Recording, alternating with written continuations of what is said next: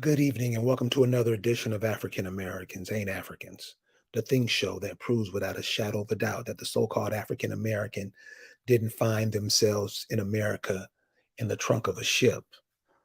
I'm your host, the indigenous one.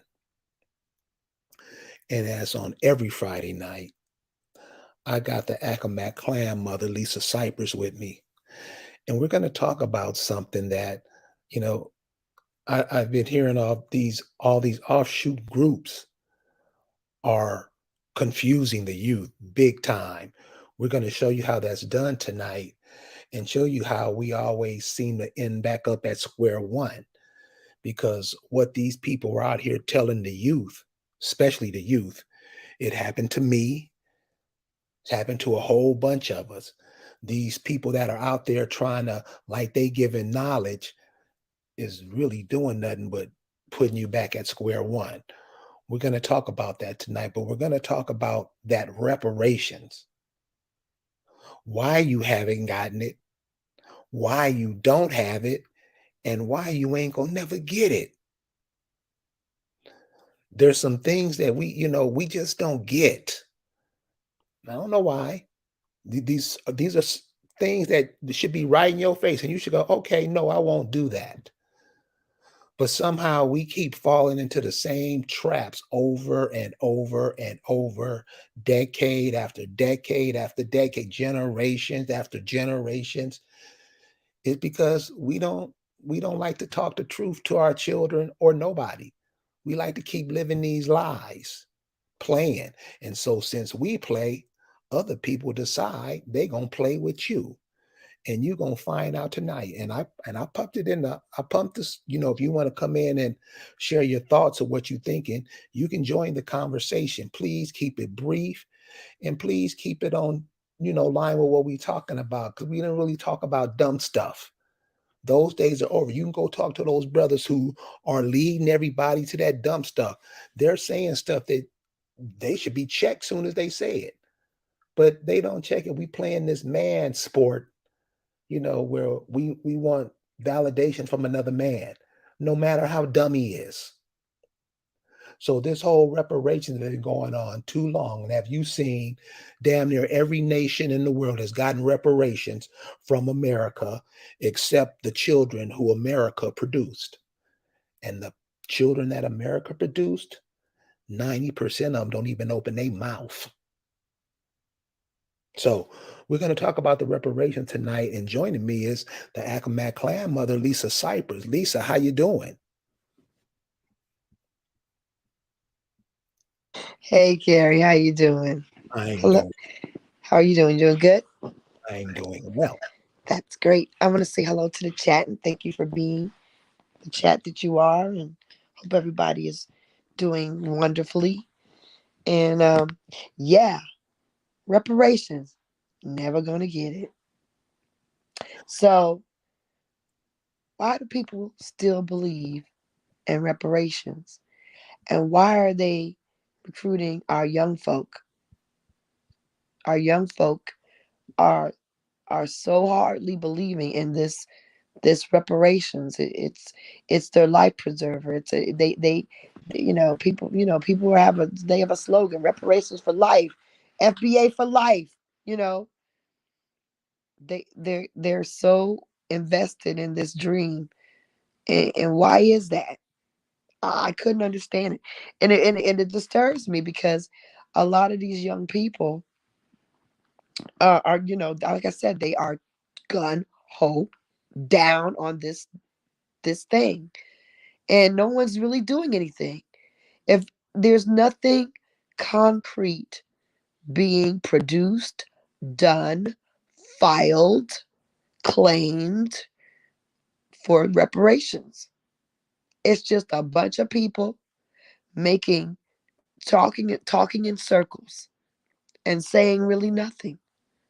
And it's really, really sad because of the young people that are so tied in. I actually had a little private conversation with a young man because I was like, "So you're a FBA? So how do you is it that you believe that the FBAs are going to receive reparations. I don't understand. Do you not see that recently this United Corporation just put aside $1.3 billion to support Ukraine humanitarian efforts? Not billion, sorry, Trillions. correction. Trillion, $1 trillion to help support Ukraine. How is it that you feel secure that the United States Corporation is going to give? Why do you believe that they're going to give you reparations now? His response was this. He said they didn't intend to free the slaves, but they freed the slaves.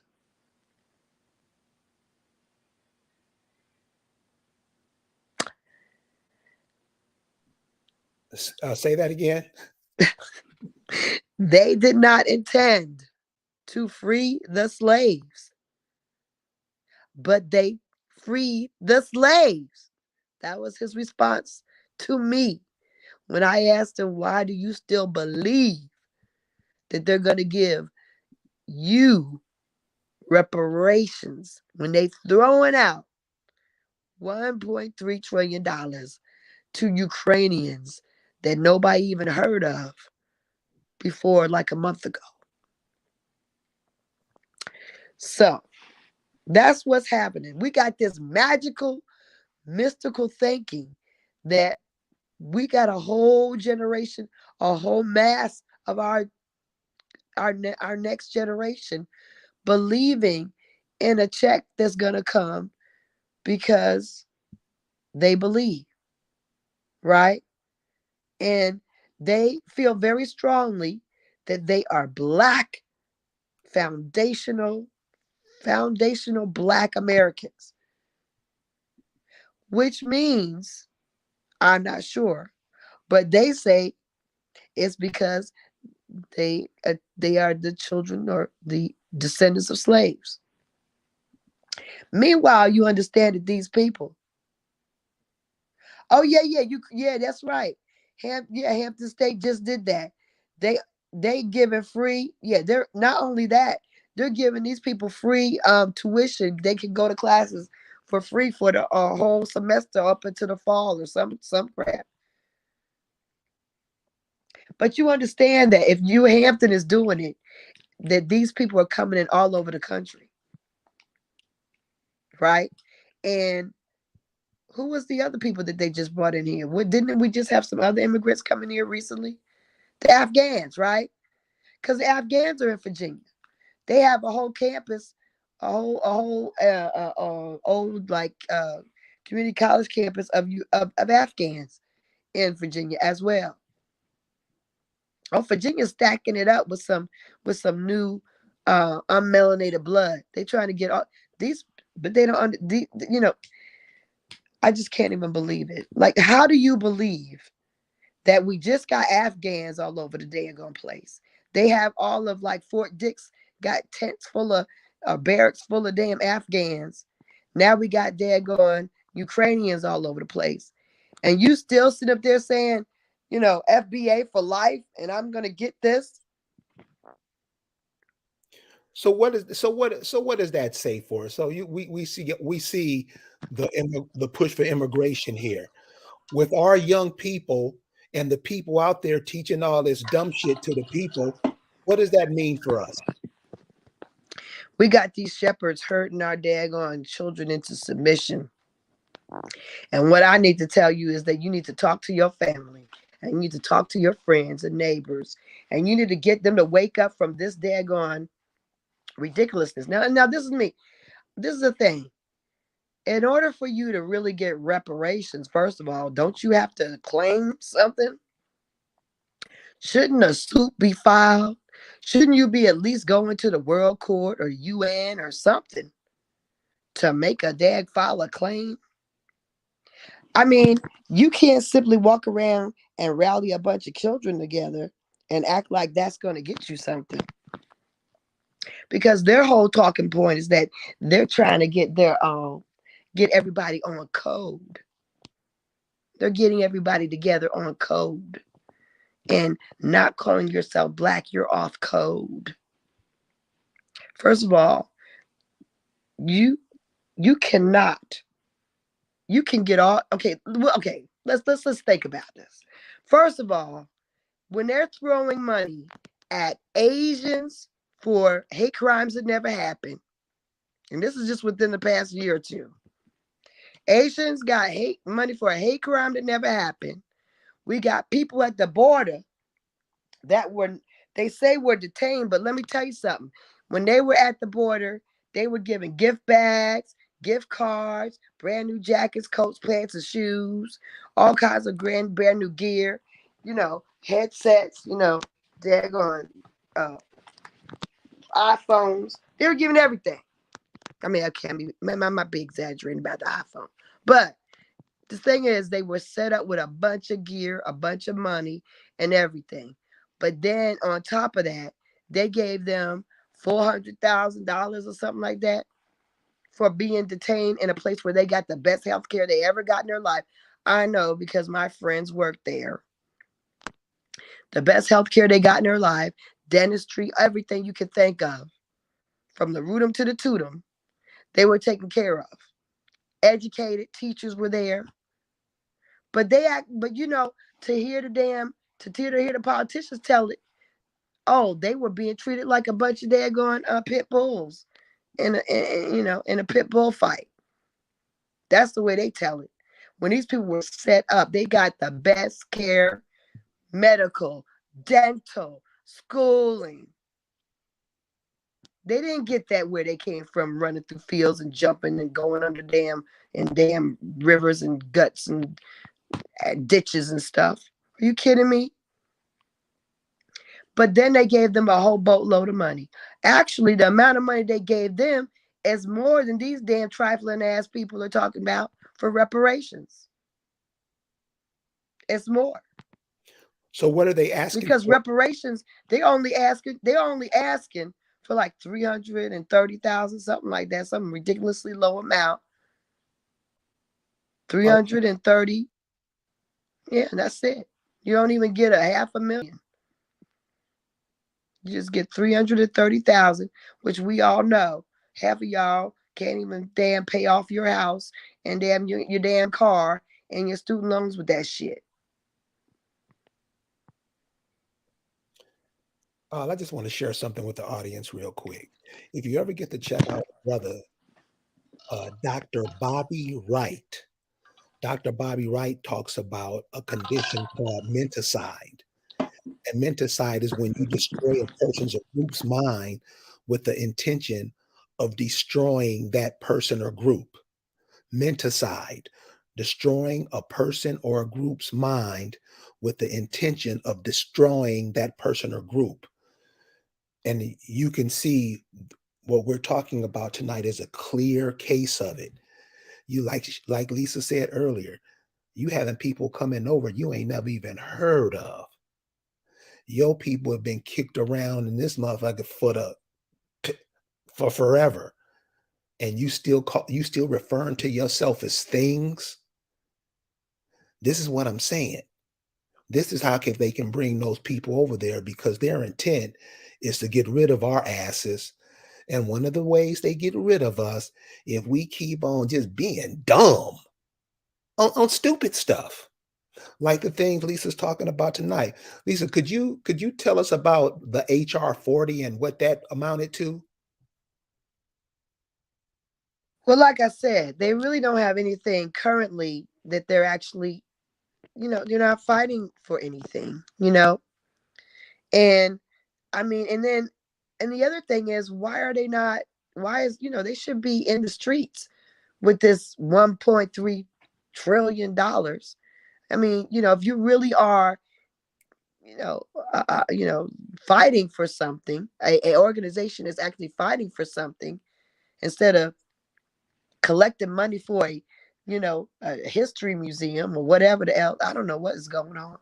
But if you really are fighting for something, this is something for you to really get your teeth into. The fact that they got all these immigrants coming into the country for 1.3 billion. I'll give them credit that they at least talk about the immigration being a problem. And I will give them credit for the fact that they at least talk about the fact that um, these politicians don't mean them any good, whether they're Democrat or Republican. I'll give them credit for that. And I'll give credit where I see credit is due. But the problem is that you can't sit up there and give people a hope for something that it should be pretty obvious to you that is not going to happen. H.R. 40 was a proposal in 1989, I believe, to study, just to study the viability of reparations. Not even to give it, but just to research it. Just to research it.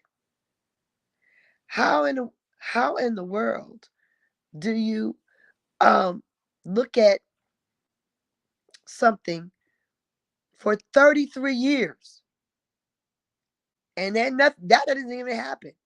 No research is done. They don't get that done.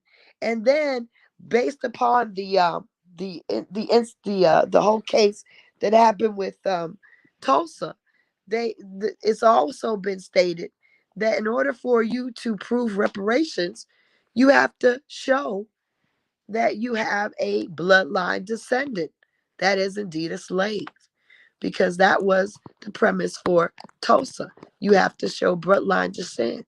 You have to show a connection. You have to show a relationship. You can't just merely say that I'm FBA because I'm a Negro, or I have relatives that was at that time. Because this is the thing about us. I understand there's a learning curve. These people are they don't even they're not even on the curve because they're still stuck in blackness and they don't want to get out. They don't want to get out. As a matter of fact, there was a lot of young people, and I find it more disturbing for the young people than anything. It really hurts me.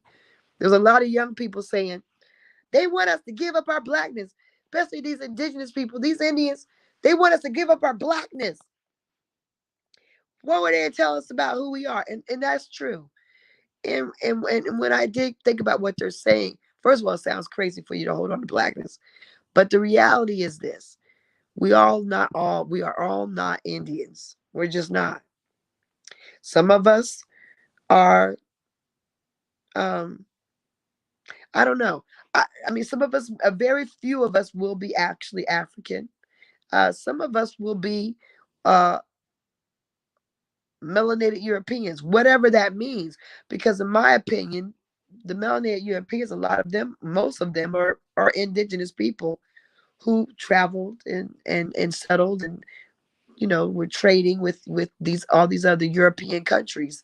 I don't they don't To me, if you look at any images of, most of them look like us. So I would say that many of the melanated Europeans are us, but we don't know that. There's still a lot of unknown, you know. But I mean, I don't know. But basically, the thing is that the fact that they want to cling to black is just fruitless, because what they don't understand is if you get your mere $330,000, that is not going to get a lot of people anything, right? But some expensive car. First of all, if America was smart, not America, because this is not America. If the U.S. corporation was smart, they would give these FBAs or whoever, they would give all of us a check real quick. As a matter of fact, they should have done it before they started bringing all these immigrants in here. But they would have given us a check real quick, because first of all, it's gonna be the best thing the economy could ever have seen in this country, because we're gonna spend, spend, spend, right? So I don't understand why, from a strategic standpoint, I kind of wonder how stupid the United States corporation is. Because the reality, I think it's actually a smart move to give us money. But on the downside, we are very, very smart people who are very, very creative, and we have a lot of ideas.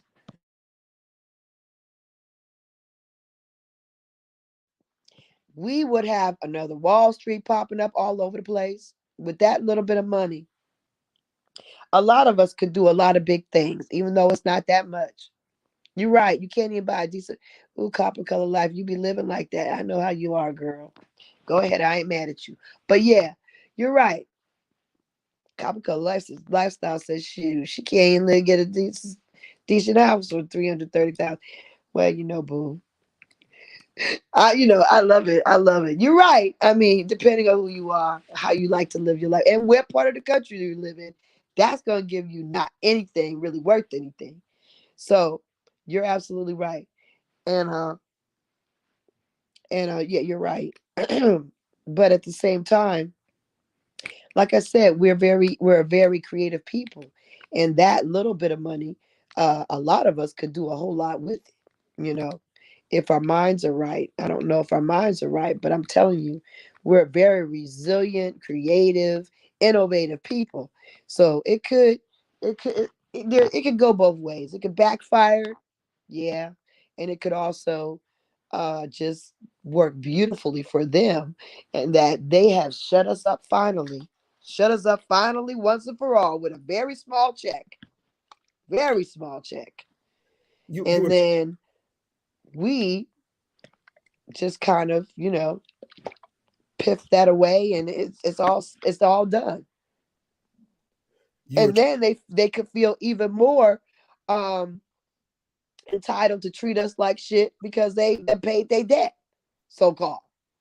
So really, it's really ridiculous that they don't do it. And probably me saying this, next thing you know, y'all gonna get reparation checks. I would be surprised if they be like, she said we should give, Lisa said we should give y'all we should give the Negroes some checks because it's gonna be the cheapest way we can shut them up and win and have them self-destruct and everything. But it's true. I mean, sadly, it's true. And I really hate to say it like that. But as a matter of fact, y'all might get a check because of it because, they listen to Carrie and us and me. But yeah, y'all might get a check. I don't know. But hopefully it's more than 330,000. That's freaking ridiculous. But that's what I'm saying is, that would be the smartest thing they could do to deal with this. Now I really think that if we talk about reparations for real, why haven't they? Why? Because they want us gone. They don't want to give us nothing. They don't want us to give us nothing because they know that we can take nothing and make it into something. They know if they give us a little something, we could make it into everything. They know they can give us a little bit and we can make it into a whole lot. They know that about us. We've done it over and over and over and over and over again. We do it all the time. That's the way we live. So that's why they don't want to give us anything. They're trying to kill us. We're at war. See, that's the thing that people just don't realize. We're not at war, but they are warring on us, okay? We need to get in the mindset that we are at war, but they're warring on us. this Oh my affiliation gosh. Why this she went Oklahoma? this Oh, affiliation. baby, you want to get it? The tribes that help commit paper genocide against the people. Yeah, I know. I know a lot of these. Well, honey, you know what? These most of these tribes are broke, and some of them are. You're right. Some of them got lots of money, but yeah, stand in line. We got baby. The line of people that owe us is very, very, very big. Because think about it. I was just the reparations. The whole world is in a conspiracy against us. Britain, the Dutch, the French, the Scottish, the Irish, the daggone Italians, the Germans, just name them. Who did I miss out on? I think I missed the Spaniards especially. The Vatican. I mean, come on. Let's get the Vatican first. I don't want no dang them broke Native Americans. Let's go for the high rollers. Let's get the Vatican. Let's get the daggone Queen of England. Let's get that. But anyway, I mean the reality is everybody owes up because what they're doing is they're using this country as a dumping ground. And if you didn't know it, you better understand it. And like what I was thinking about with reparations, this whole thing about black people, you have to be black to get reparations. Like they want us to stay in our dead state and then they want us to take a check. And then what? Die? I mean, I know they wanted to kill us. We all know, and all of us in this chat, we all know that they didn't expect us to be around now talking like this. And the crazy thing is, more people are waking up every day, even older people. People are just waking up. They're like, oh, what the heck? Oh, wait a minute. We must have been here forever. Oh, wait a minute. We probably didn't come from Africa. Oh, what? Like all kinds of people, random people are figuring this out. They're coming to an understanding. So they didn't kill us all off. We're still here 2 years later. And now what are they gonna do with us? Now they're trying to daggone get pile in a whole bunch of unmelanated people on top of us, daggone scallywags and scavengers, into the country, spoiling the wreckage, right? They can't have it, so therefore they don't want us to have anything. They don't know that mama can do one thing mama can do. She can clean a house out. So that's not a problem. You bring all this refuse in here, I bet you they'll get the hell on when mama gets to working because that's not going to happen. When they're not going to keep a whole, oh no, no, they can go. But anyway, that's what they're trying to do. They know that their time is up. I say it time and time again. I don't see no white boys in these streets. I see very few white boys in these streets. They are not producing babies. They do not have offspring. They are old as I don't know what. They are dying off. And the people that they do have in the world, these people have deformities. They got birth defects. They got all kinds of mental illness. These are the people they're bringing into our country right now. I hope you brothers don't be looking at these daggone foreign women because these people got problems. Lots of them. You probably won't, but y'all, I don't know. That's the problem. We love everybody. Remember, we were talking about how did we get here? How did we get here to this point that we are begging for reparations in our own land? Lisa, could you explain in real simple terms what are reparations and what are they for? What are they for? Reparations is just a plea for reparative payment for, and as far as the FBAs, I guess, are concerned, is for our building of this country and our servitude as slaves in this country. However, the reality is that there were white slaves as well. So I don't know if they've looked into that at all. They also, a lot of us were free people of color, free colored people. So, and many of us were also slave holders. So, I don't know how that factors into this whole plan either. But the fact that there is no honesty in our history and that people don't even know who they truly are makes this very, very complicated. Reparations. Reparations, in order to actually say that you are actually qualified to receive reparations, means you have to have a bloodline lineage to servitude. And then you would have to actually say, well, how much is enough? Is having one grandparent enough? Well, you have to understand this. By the time you get to actual relatives that are slaves, it's about the point in time. It depends on how old you are. Now, see me, I got old. I'm older, and I have very old parents. My parents were born my father was born in 1927. So I go way back, faster than somebody who's a young person, maybe in their 40s or 30s now. They're not going to go back as far, as quickly. So for me to get into slavery times, I got to go to my like third great grandparent, which would mean at that point in time, I have eight grandparents. Eight grandparents. So if you don't have a father as old as mine and you don't reach slavery by the time I do, that means you're talking about maybe 16 grandparents, 32 grandparents, 64 grandparents. So how many of your 64 grandparents have to be slaves? How many of your 16 or your 32? It gets kind of complicated. And does and then you have to say, does indentured servitude count? Or does that not count?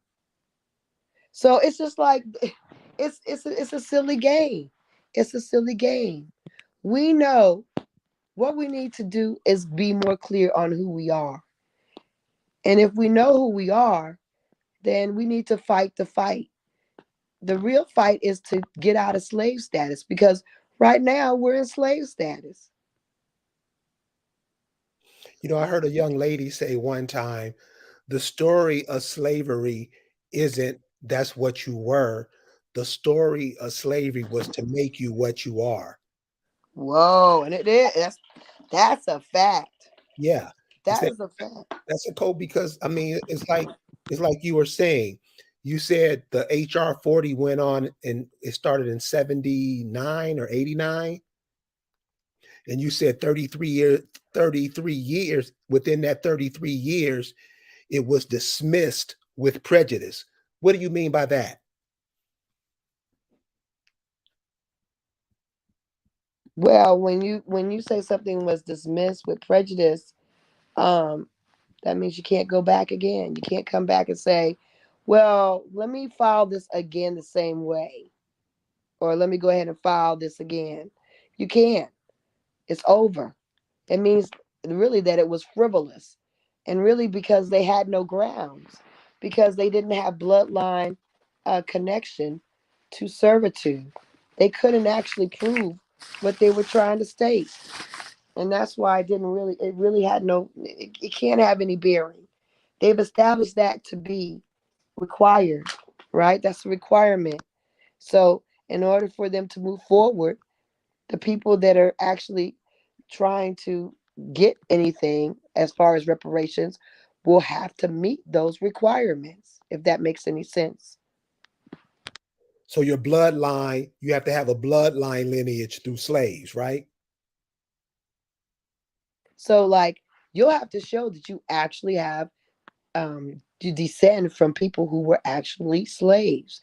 Now, for me, some people it's gonna be easy. And like a copper colored lifestyle, and with her brilliance, note said that yes, a lot of people don't even know their great grandmothers, and some people don't even know their grandmothers, right?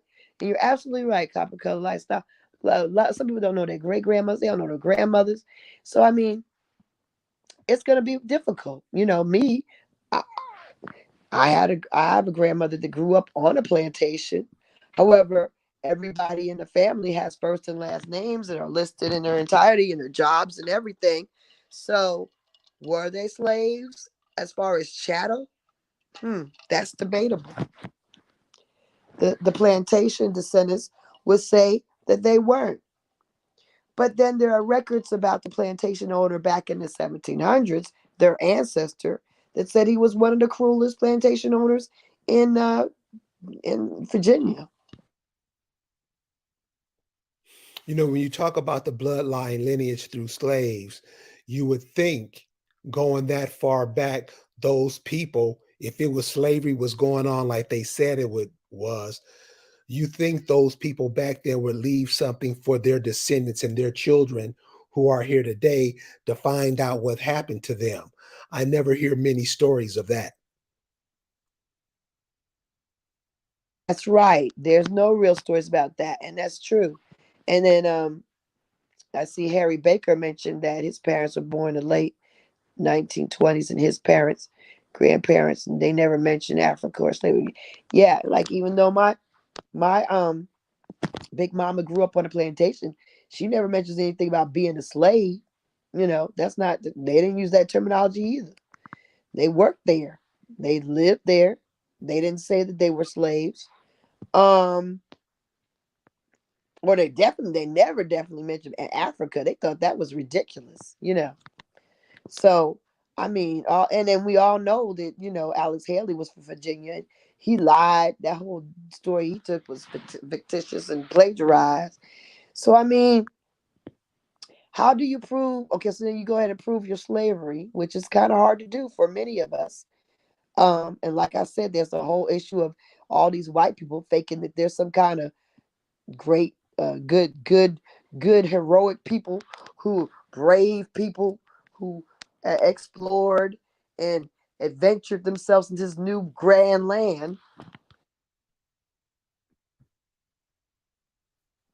who actually were brought here in shackles. John Smith was brought here in shackles. He was a prisoner when he landed on the shores of Virginia. Captain John Smith, prisoner, with a chain around his neck like a dog on a collar. However, all these people that came here, most of them came because they had the choice. Hi, Moonfay. A lot of people came here because they were at the choice of the noose or the Americas. Either they was gonna get hung, or they was gonna get jailed, or they already were in jail, or they was gonna remain in jail. They wanted to empty out their jails. And quite frankly, this whole country is just a dumping ground. And the fact that we have these books that call everybody founding fathers and and colonialists, when all we have here is a bunch of rebels, a bunch of greedy rebels that came to this country. They're expats from uh, from England, expats, vagabonds, and defects from England, and they had it better here than they were ever gonna have it anywhere in the world, and they didn't want to leave, so they fought to stay, and that's why we can't get rid of them to this very daggone day. People be fighting to stay here, and right now the people that they're fighting, invisibly fighting, but not so invisible if you pay attention, are us. They're fighting us to stay. And we're asking them for reparations for slavery because we think that we're just slaves. That's the main problem. Let's go to the main problem, is that these brothers and sisters think that someone carried them here. When in reality, there is no scenario that makes that real. If you're a European and you came here as a profiteer, then your people were profiteers. That you were melanated European profiteers. If you came here and you are a if you came here and you're African, well, that's very rare. But I challenge people to find the records that verify that to be true. But that's all another thing. But the reality is that the majority of us were here already. We're here already. This is our homeland. So why? And the majority of us were thriving. We weren't walking around and like savage people, not knowing anything. We already knew English. That's that whole thing that we didn't understand English. We had interpreters. We knew different languages. We had people coming back and forth to here for thousands of years. These were not the first. First of all, think about this. John Smith nor Thomas Harris, none of those early Virginians or probably New Englanders, their accounts never said they were startled by our whiteness. They never seen a white man. None of them ever say that. None of them. We have met with many people from all over. Pirates frequented the eastern shore of Virginia. They frequented every shore of this damn country. We saw all kinds of people and we traveled ourselves. So let's get an idea of how it really was. We had a civilized society. We had towns and cities. We first have to understand the truth of this country before we understand what we need to be asking for as far as reparations. You cannot ask for something when you don't know who the heck you are. You can't make an educated inquiry when you don't know who you really are. You have to have an adequate understanding. Does that make any sense? What did copper colored? Historic clan.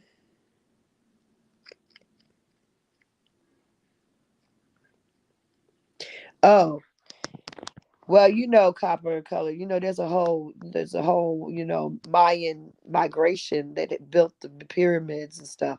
But we won't get into that because that ancient history is deep and probably beyond my scope right at this moment. But yeah, no, that is what is said.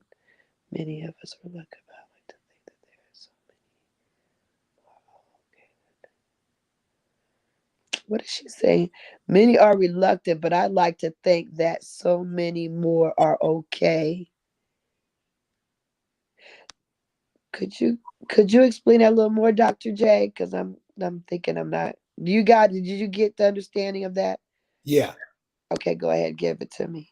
Many are reluctant, but I like to think that many more are okay with the reality of their existence because they don't know nothing else. They're not trying to learn nothing else. So if their existence is get up, send the kids to school, send the kids to the same school that I was brainwashed, they just keep on doing it. They're happy with their existence because it's put to them that their existence, you're living the best life. You can shop anywhere. You have grocery stores open 24/7. You're living fine. You have the best health care. They tell you all this stuff like you really live in large. And I mean, don't know A to Z. Don't even know how to say the alphabet. So you had these people calling themselves black. What do you think that means when you talking that to other people? What do you think in the Ukraine when they say black? What are they talking about? Do you think they mean something good by it? Not just them, but anybody. Is your face the same color as your beard or your hair? You see how dumb we sound when we talk? And it's like she's saying that that's how we think that's real. We think all this stuff that we talk is real. And then if you come and say something like you've been saying tonight that makes sense, they try to bite your face off. Oh no, we black. They can't take away our blackness. Dude, you're not black. I mean, this is simple. I mean, I don't know how to make this simpler. 50 years ago, if you would have called somebody black, they would have slapped the shit out of you. It's not a term of endearment. It's not putting a crown on your head. If you had a dark cloud following you, you'd ask, "What's up?" We Well, let the me let me tell you what the young folks say. Just let me tell you what they're saying in these chat rooms and these different places. They say that we've gained so much, accomplished so much under black. The 90s and the 80s, all the best music. We black and the best television shows, black and this is their frame of reference, right? I'm just right. telling you. I'm telling you what they're saying. No, They feel like they feel like Black is where it's at. That's where we're known. People read our hip hop. That's a black thing. We did that. They see, that's the problem with us as indigenous people. We see things in snapshots of our very small frame of reference. We don't have a long scope as when we look at time, and we don't look at history in the whole daggone continuum. We look at it in snapshots. Go ahead. Yeah, okay. So let's talk about that for it. And this is what I mean, how we get caught up. So let's take what you just said about what the young people say. The young people say that stupid shit because the older people ain't telling them nothing. The older people are lying and then giving them more bullshit. Here's an example. And this is simple. I'm not saying nothing where you got to think about it and scratch your head and all that. This is simple. Okay, so what they're talking about hip hop. So I was like 17, 18 when hip hop came out. And I don't know the ins and outs of hip hop. I just know the music. I don't know how these people are signed or what they have to do to, have the mic in front of all these people. But what I do know is that hip hop started, where it got its big push out of New York was from this cat named Africa Bambaataa and this other cat, Kool Herc. One of them got killed, that Cain and Abel story. So Africa Bambaataa, so because hip hop is garbage now. I mean, anybody, you want to debate on it, you won't last a minute. So later, like now we're 30, 40 years down the line. So this cat, Africa Bambaataa, who started this hip hop, he's getting with little boys. He's sexing little boys. So if you look back at the history of hip hop, all of these people who've been involved in it, what's become of them? Most of them got screwed around. So when we say we got enough to be proud of, dude, your music has been taken from you, and your people who make the music don't even get paid. TLC example, people who your children fell in love with, they got screwed. And we say, well, that's our music. But somebody else is making billions off of it.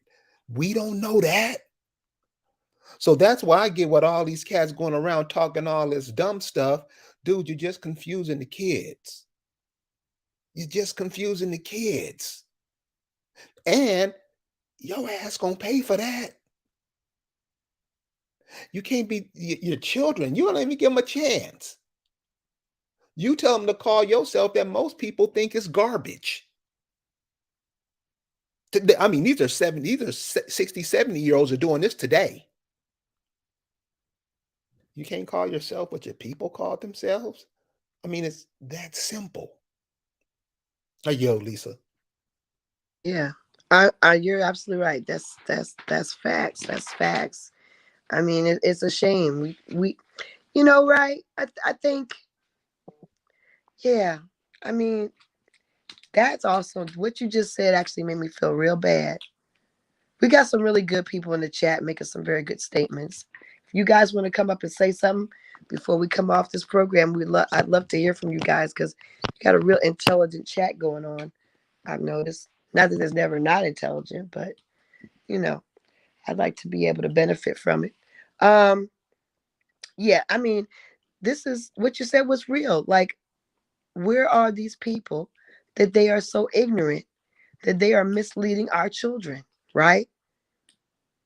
On purpose. On purpose. On, but you know what? This is the thing we have to understand. There's nothing new under the sun. So the trick of it is to stop falling for the daggone banana in the tailpipe. We cannot keep falling for the same okey doke over and over and over again. We know that there are more people that look like us that are undoing us than the so called white supremacy. That's the other thing that these FBAs like to preach a lot about: white supremacy. White supremacy. They'll say it a million times. Meanwhile, what are they? But black supremacy. trying to daggone hinder and hold down and corrupt the future. They want to rise, but they don't want to see you rise. So they're going to mystify you with all these grandiose, fictitious plans that never get done. That's what they're doing to our kids. Black supremacy is the worst. The other thing that's bad is that these people keep using that term. Why would you ever call somebody supreme? That's not you. You wouldn't. Hello? You wouldn't. Why? Right? And you never really hear anybody say, "Oh no, no, don't call me a," really, because it's not really an offensive term. It's a complimentary. White supremacy? That's fire. White elite? Okay, I'll take that too. These people are criminals. They're corporate criminals. They are exterminators. They are murderers. They're everything that you can think of that's derogatory. But we're calling white supremacists. Like I said, that's a big misnomer, because most of the white supremacists sit back, set us up, and watch the black supremacists have us jumping in all different directions. They give us they give us all kinds of religions for us to run to. They give us social groups to run into. They give different kind of Indians to call ourselves. They give us Africans to daggone mix us up and actually have them acting like they're us. They give us all these different ringmasters to have us doing all kinds of tricks.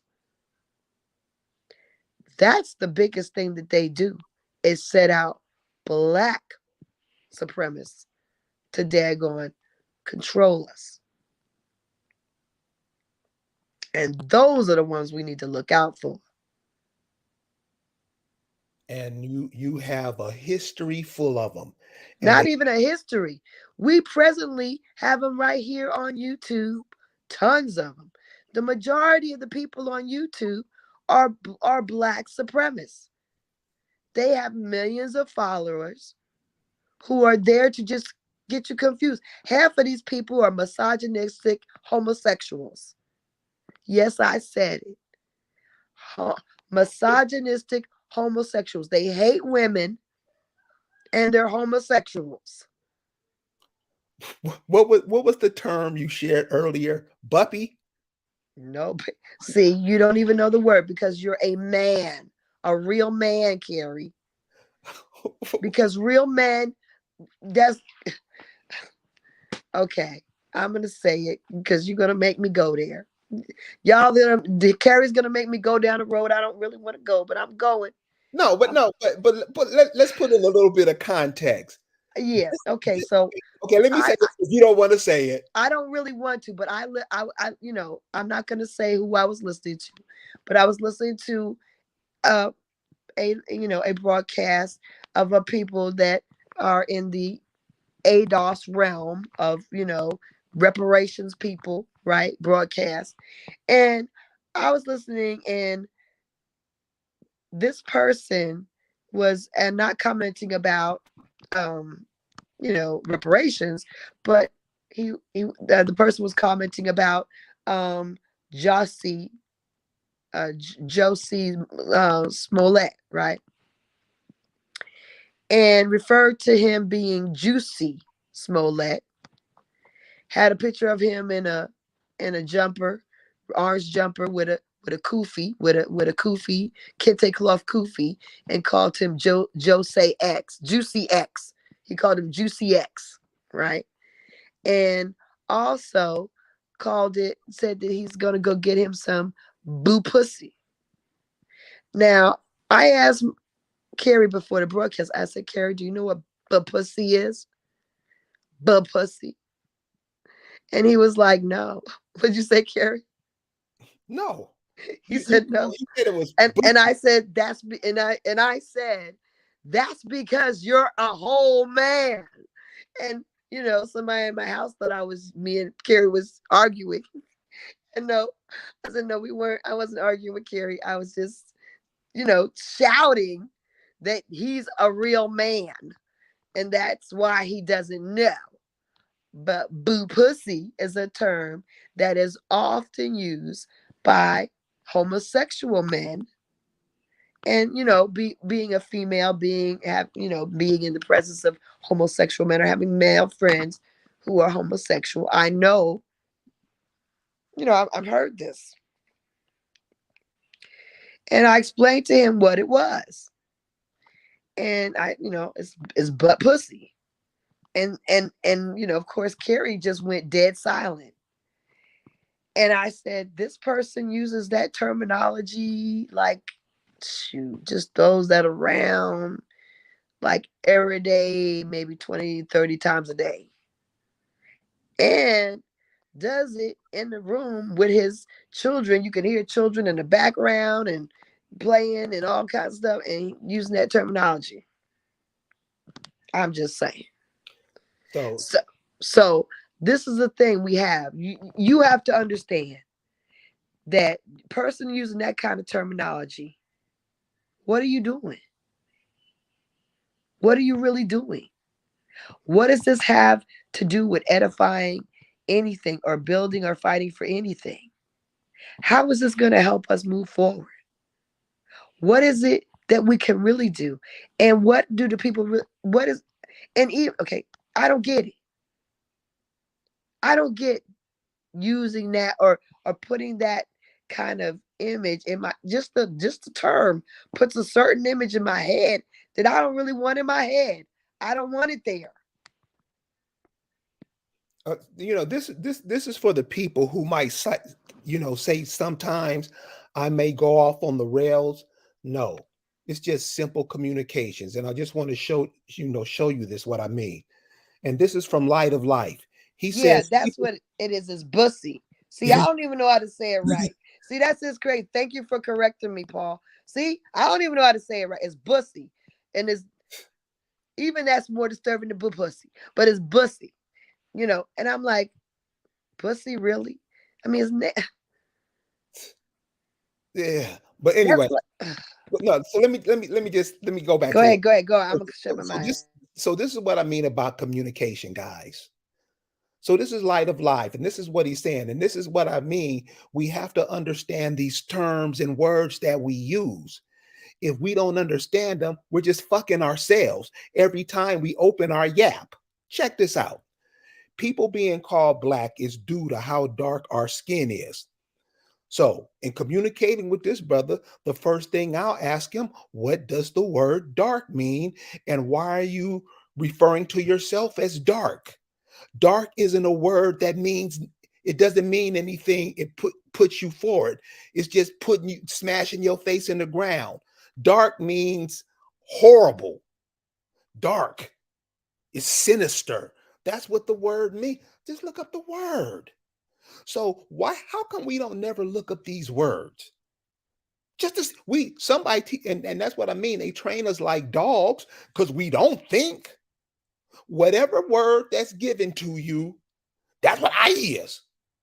And you won't even look up the word, the etymology of the word, how the word came through history or nothing. We just use terms other people give us because we simply won't look that shit up.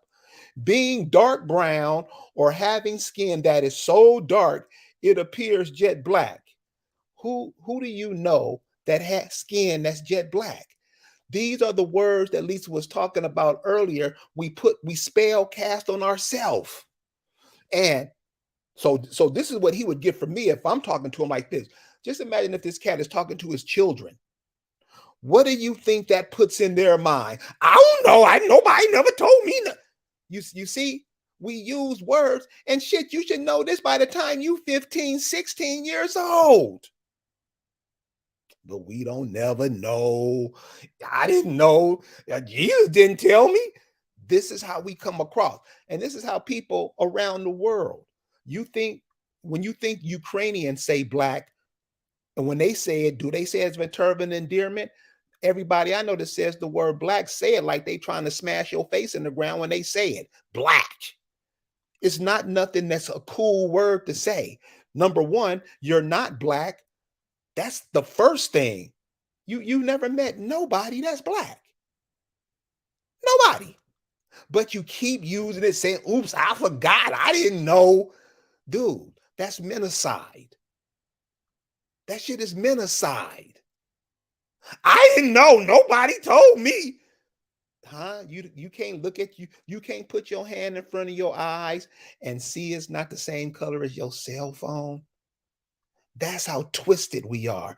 That's what saying that you are foundational black America. What the hell is that? We pick up these terms, don't know what the hell we talking about. Since we don't know what we talking about, what makes you think your children gonna know what they talking about with all these immigrants coming in on their ass? I yield, Lisa. Exactly. That is so Check this out, exactly Lisa. right. We Yes, got that Lisa. We got a menacide. caller. Lisa. We got a caller. Hey, Oh, awesome. we're gonna Awesome. welcome in Scott. What's going on, Scott? Love it. Oh, but Scott, your device is not connected. You're gonna connect. You have to connect your mic and camera before you get in. So do that, and we'll let you right in. Yeah, man. Menacide. That's what make you right. And this is the thing. I mean, black, black. Oh, we embracing it. See, this is the thing, and this is what this brother says. See, it's we love a performer. These people that they put out there as our fake leaders for now, that's in the social media. These people are charming, attractive, funny. They have all the qualities that us as indigenous people enjoy. We like an attractive, funny, smart, entertaining person with charisma. Yeah. We like when he says bussy and says stupid things. Oh, why are people talking about black? Oh, like, oh man, what's in a word? We're gonna stick with foundational black. That's what we have arrived on, and that's what we're on code with. We're walking forward with that because we are getting on code, and that's what we're on. And see, they use all this vibrato, and people like it. Meanwhile, they're not thinking for themselves. Meanwhile, they start parroting this stuff. I'm black because black is what I am. Wait a minute. Let me understand this. It's not, first of all, why are you losing? Let me tell you. Let's break down what the problem. You already broke down one reason why black is a problem. Black is a problem because, first of all, what the meaning of black is. The first problem is its meaning, right? The second problem is that it has no status. The third problem is there is no black nation. What can you do to protect or give yourself rights when you have no status, no meaning, no status, and you have no nation? So they can give you a check and then tax the hell out of it and then lock you up because you have not freed yourself. You are still under the confines of the slave status of black. Let's also put that as number 4. The real reason you don't want to be a black is the slave, is the status is slave. The status of black is slave. Slave. You So are the lowest, the absolute lowest on the totem pole on the planet as a black. so who's teaching these cats? As an African American, you are the lowest on the totem pole because they already has said that the African Americans that are immigrants are higher than your ass. That's already been established. So why, excuse me, so why are you trying to claim or proclaim yourself to be either one of those things? But they have a whole team of professional, educated, polished, overseers, social political overseers who are leading people to proclaim this. There's young girls that sit up there and will fight you like they want to scratch you up over this black thing. They will cut you up verbally. Very, very smart, extremely articulate, but they will cut you down verbally on these apps over you trying to tell them that they are wrong about anything when it comes to black.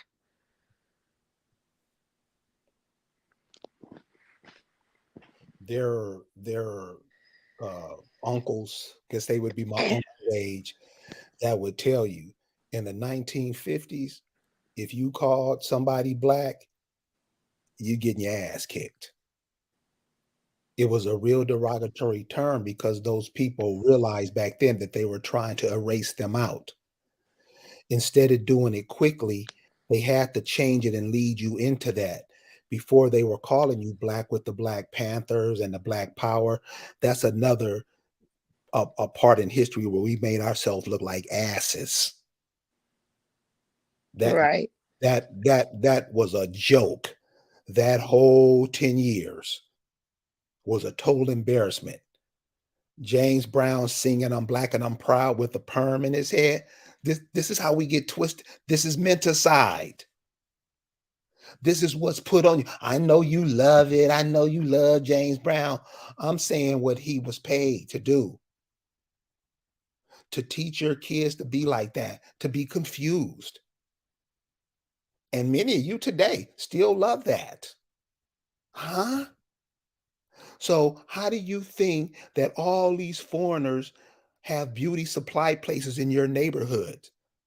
Why do you have beauty supply places in your neighborhood? Because you think you're ugly. That's the only reason. We won't even talk about it. This is Well, what I'm not going to say that, but I'm going to say this. Why don't we own them? The other thing I will say is this. Why are we busy worrying about somebody giving us a check when we got enough to do what we need to do anyway, actually? I mean, really. First, men some things that we can change within our own reach. We already talked about the fact that we could all be opening up charter schools. Charter schools, we got people coming from Turkey, people coming from the Ukraine, people coming from Afghanistan, getting government money to open up these charter schools. And we can't do them. Are you kidding me? Most of us are teachers and have teachers all throughout our families. And that's all it would take. It don't take nothing. You know how quick you teachers write up papers and shit. Y'all write up papers quick as I don't know what. So it would take nothing for you all to get daggone yourself granted a daggone charter school and money for it. The other thing is, why are we not regulating our neighborhoods? Can we not go into these liquor stores and say, get this gut liquor out out your daggone store? Don't you sell this to, and I need some indigenous people's products in here. I need me some of that daggone, what is it? Uncle Nearest on the damn shelves. Fully stocked. I want tons of that. Get rid of all this other stuff. could you You can take, why can't you? You are making them money. We need to start being the leaders in our community. Indigenous people need to start taking the lead. We need to go in these grocery stores and say, get this crap out of here. This non-food from I don't know what country this stuff is from. Get it out.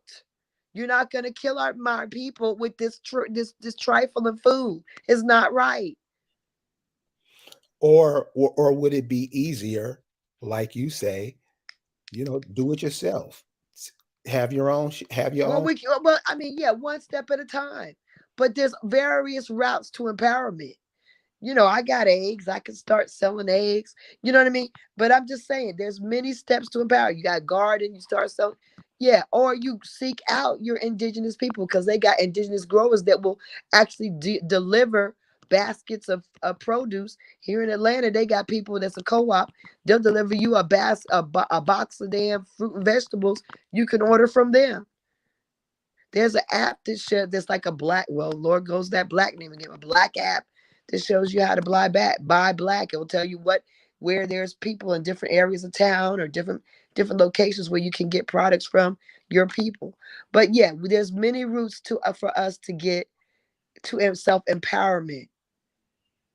There's So many routes to it, but you have to take real steps.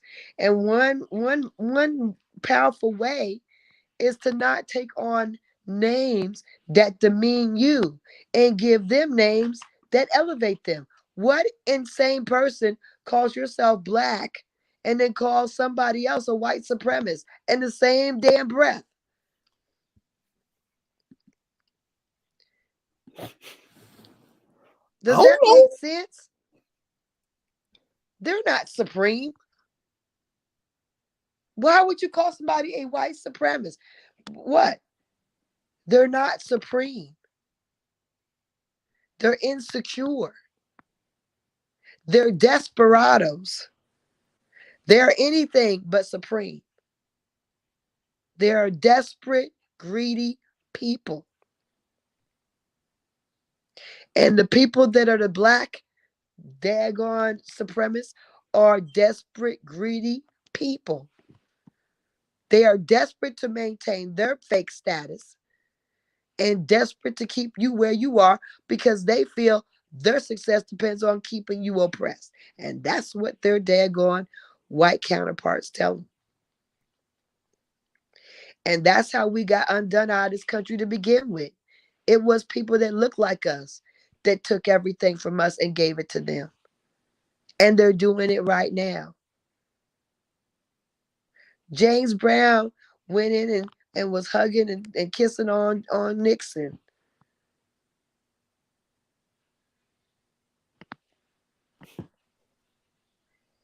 What are we doing? What are we doing? Mental something. Garvey was daggone, what was he? Kissing on daggone Plecker, Walter Plecker. That's what we have. How many times in history does this have to replicate itself until we understand that we have to look towards those that are closest to us to be the ones that are doing the undoing of our youth? They put our kids in jail over this daggone civil rights, and all civil rights did was destroy what was left of our independence. They took our babies and made them risk their lives and lose their lives over something that just kept them rich. And now, even to this day, Martin Luther King, daggone Jesse Jackson, all their families are rich for the next generations and ongoing. They shouldn't be rich. Why are they rich, y'all? Have you thought about it? They didn't build any industries. They don't have movie theaters or radio stations. They don't have publishing companies. They don't build cars. Why is Jesse so rich? Why are so many people rich for no reason? Jesse, They Jesse, because they sold your parents and they sold your families out and they sold you out. These people are being paid to sell us out. Recognize them when they see them and teach your kids. That's the most important thing. Take this information and share it with your kids and your kin because we can't afford to be dumb. We can't afford to be blind any longer. not another second. But hey, you know how Jesse Jackson got rich, right? He got Michael Jackson glove. You know, I, I'm I serious. just, you know what? I can't even breathe. I mean, but that I mean, isn't that where the son got caught up from? Using the people's money to buy stuff like that. This is how we do. And this is supposed to be a leader, at least of the civil rights generation. So you see what he passed down to his son. So this is what I mean, how when we pass stupid shit down to our children, this is how it turns out. We always on some entertainment, the radio, going to work, the car radio. Do you listen to the talk shows on the Negro radio stations in the morning? I try not to. As soon as this that demic had started, and I saw how much they were pushing. First of all, that we were gonna die, And then they were pushing that we need to take a jab. I was like, and then I turned to the country station because I listen to all kinds of music, and it was nothing about that. And then I went to the rock station, and there was not a daggone mention of taking a nothing, no jab or nothing ever. I was like, I'm not listening to no more urban nothing. If it has anything to do with black or urban, I ain't listening to it. Pop didn't even talk about that stuff. I that what is it? Is it called urban radio? Yeah, they call it urban, Okay. hip hop, urban, and R and So B. Urban, hip hop, and R&B. when I was growing up, in the morning is when your brain is supposed to get all the information you can take in, so you can think about it through the day. If you listen to urban radio, Step and Fetch It ain't got nothing on these shines. It's that bad. Just yuck, yuck, yuck. And nothing's funny. They always got to put the guy that wants to be a girl in there. Every show has that. Nothing to give these children, nothing to shine light on them. And this is what yuck, yuck. For real? This is what we give our children in the morning. And you think somebody's gonna give you reparations? For real, cuz? Right, right. But like I said, you know, y'all, government officials that are listening, if you are, if you're smart, then you would give these daggone these jive people some daggone reparations because first of all, hey, a little bit of money can go a long way. It'll boost the economy like nobody. And I know, okay, I understand. That's not the goal right now because y'all know they trying to tumble the economy. They're trying to change, they're trying to destroy the dollar's already destroyed. It ain't nothing. They're trying to change us, get us off this dollars and change our currency so we'll be broke as hell and we won't have anything. They're trying to economically cripple us. Now, what? First of all, I would admonish the daggone U.S. corporation that first of all, we are indestructible. Like, and let's be real. All you've done by doing all this, now that you've created a super race of indigenous people who are super smart, who know exactly what the hell you're doing pretty much before you're doing it.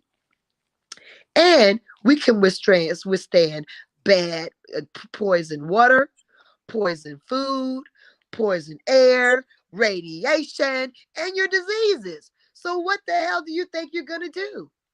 Like, you think we can't figure out how to make it? You don't think we're not survivalists? Boo. We're part of this soil. You think I can't get in this soil and make something grow like out of nothing? You think I can't find a tree, a shrub, a piece a weed that is edible and make something fly out of it? You think I can't make some good old greens out of some daggone dandelion? Please, white people. You make everything harder. We make everything easier. If you think that by destroying the dollar and economically crushing us in this country, that that's gonna be in the end of the indigenous people, you dumb. You're dumb. It ain't gonna happen. So I really suggest that you might just wanna give give these folks the daggone reparations. Cut a check. And it's not because I'm like, oh, everybody needs a check. I mean, I believe you need we deserve. You could never. You just got to get out and give up everything and leave it right where you found it.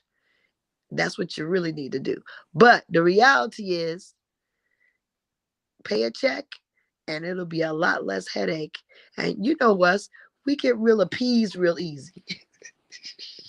We get real distracted and appeased. It would be the smartest thing for you to do because we get really appeased and distracted, with money and stuff to buy, play with. You know, it would be actually be the wisest of your courses. Destroying the economy and bringing us to financial ruin is a mistake because really, you guys are not as resilient as we are. And you guys are really more fearful than we are. Although we get scared when you go on the news and go, boogada, boogada, boogada, disease, you get scared. You're scared of everything. You really are. And we're used to hard times and recovering. See, y'all might go ahead and put yourself into a wilderness situation for fun, right? Or put yourself into a stranger situation for fun. But as the people we are, as the indigenous people, we're put into unknown situations all the time where we don't know whether you're going to act right one day or the next. We don't know if we're going to be able to win this day to the next. We don't know whether we're going to actually get through this damn traffic stop or not. We go through all kinds of stressful situations put upon by your daggone racist tactics every day. So we are ready for fight.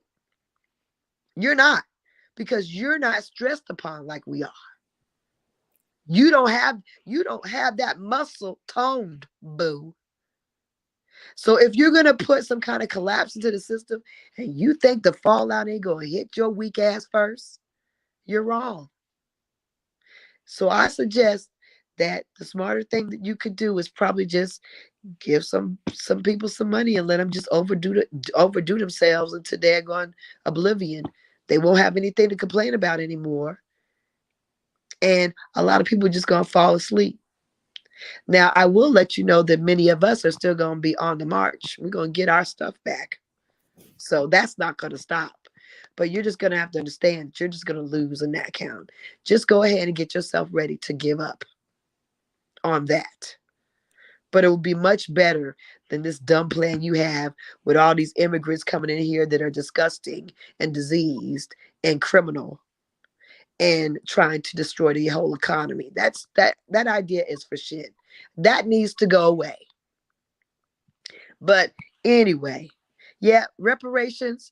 Yeah, who's in here? Oh, I'm sorry. Let me get off the let me get off the mic.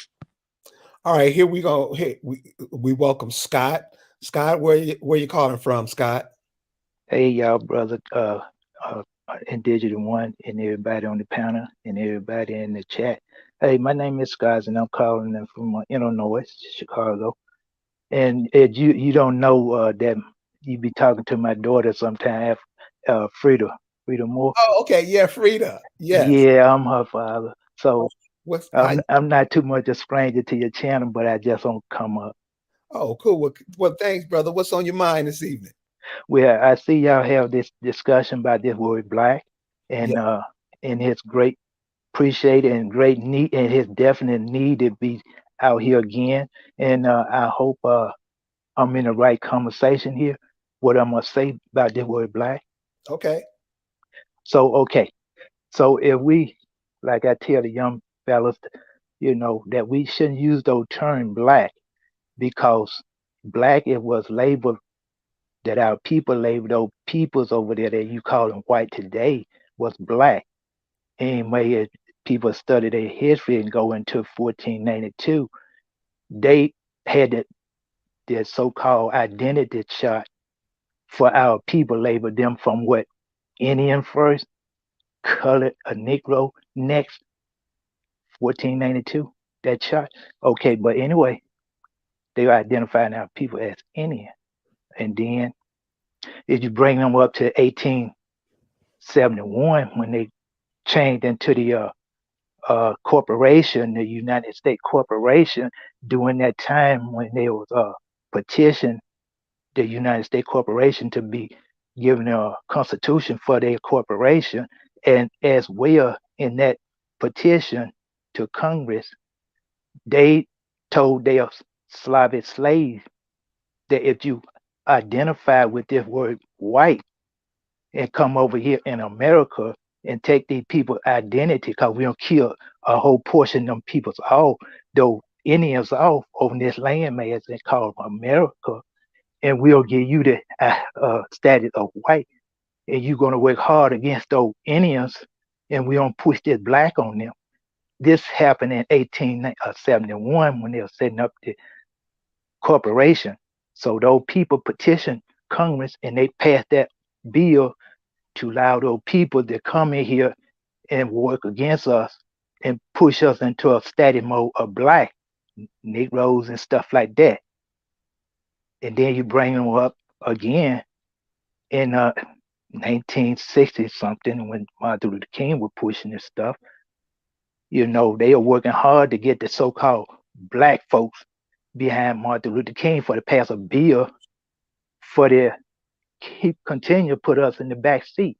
And so those pale people can get more benefits and take away from the so-called some now they label black now, the Indian, because during this so-called 1871, it's also set up that they put a restriction and penalties on our people that when they are identifying themselves as Indians, that you cannot identify yourself any longer calling yourself an Indian or not telling your children or teaching them that you is the house of and you cannot say you are any longer. And then that's what they did in the 1871.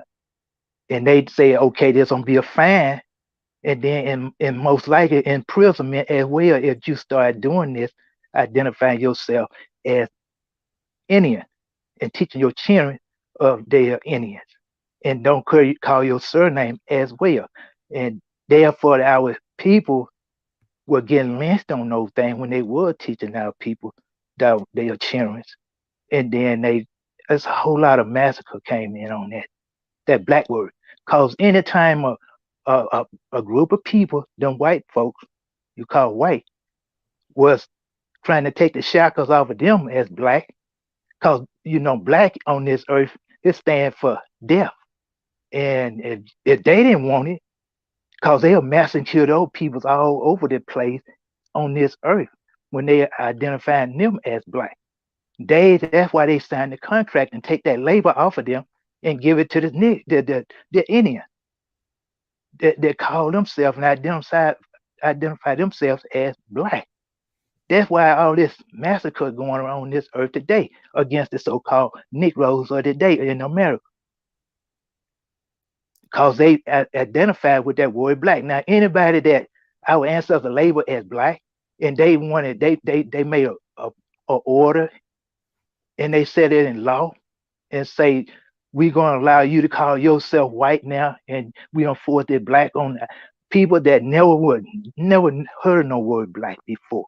And I tell young people, you're not black, cause anybody got common sense. You can look at a tie, it's black, and you look at your skin, you is tone, you is tan or brown. Now I don't understand this. These guys over here pushing that stuff, and I told them when I used to go on the AP channel that we anyway last year. I mean, it's so hard we were telling these Pan Africans and stuff and all these other Mongoloids out here that we're not black, and just in 3 months he don't change. So I ain't been on his channel, but my daughter have, and she bust their ass out a few days ago. I was like, I gave her kudo to her. Cause these motherfuckers crazy now. You cause black, I'm like, what in the fuck you on? You know black stand for? Black mean, I'm like, if these motherfuckers telling the people like they saying they doing so much, they care for their people, and they so much trying to get on the code. I'm like, okay. I told my daughter, what is this motherfucker shit? Cause I would ask these motherfuckers, I challenge people. They don't want nobody like me come up on their panel and challenge their ass. Cause I asked, what does this code mean? Cause I remember when they were scribing this book called The Black Law. Now, anyway, on that first page, when you turn the hard copy on the Black Law book, and they printed it, they had the thing said, this fucking book is a code for black. The black code. This shit is in bold letter. It got code. I say these what these motherfuckers advocating. They pushing this shit on the people that don't know what they fucking get on code. You not you dividing the people. Well, when you took that contract, you divided the people. Then you sealed their fate. Cause black mean you was fucking standing at your grave. and all they have to do is hit you side their fucking head, and you down in your grave. Cause that's what they don't let these people that accepting this shit, and I can't believe these motherfuckers that with them know this shit. Black is detrimental to their fucking left, they health, their whole life. I mean, you selling these people out no more than Martin Luther King did and all the other boule niggas. You still you got a lot of people around here today started saying this stuff. Black is never in history. I ask anybody. If you study real history and go and do your research on it, you'll see this shit. Black will never become compatible of receiving anything. Reparation is shit. I'm like, what is a $300,000 or whatever it is? And you don't reparation, you don't get reparation, you don't get shit. You don't say nothing about restitution. You don't tell the people that black is dead because you just fucking just walk to your grave. That whole setting right there. That's where they don't let them in right there. When they fucking advocating with this shit. And all the people have to do is come up and hit them side the fucking head. They ain't when the black law book it tells you this shit. And then he goes on and told my daughter that they don't go with the black law no more. Well, wait a minute. Well, when you fucking say be on code, that fucking word come from the black law. It say a code for niggas, for the black niggas. That's what this black law book is for. So in the black law book, it say your ass is dead in the eyes of the law. They don't recognize your ass and your justice in the middle of the sea. And you'll never get it. In Reparation, you don't get that neither. And I hope this shit fall real quick. And I told my daughter, don't worry about them stupid ass motherfuckers. And it just fucked up when the young people, these motherfucking old people, is a lot of their fault. See, I'm like, I'm 60 fucking 1 years old in a few months. And I tell them all the time, cause using the goddamn term with all this other shit. And when I remember, I tell my daughter all the time, I say, when I was young, my uncle, my granddaddy, my uncles, Do my we still have mama, sound or am I off of it? pardon me, can y'all hear No. me? Yes. But my uncle, when I was coming up, my uncle, my granddaddy, when a motherfucker tried to label them as black, you know what happened to these people? I'm like, this shit is real. They cut these motherfucking heads off. Sorry if I'm using too much foul language. No, sir, this is free speech here. They literally cut their fucking heads off using that term black because they know what black really meant. Did she drop off? Oh, she'll be back. Yeah, them turn black is no good for our people, and they don't know what they getting themselves in. They selling these people that pushing that shit. They don't get paid. I know Tariq don't get paid already. I'm just wondering when AP on got his check. If you ain't got it yet, you show working hard for it.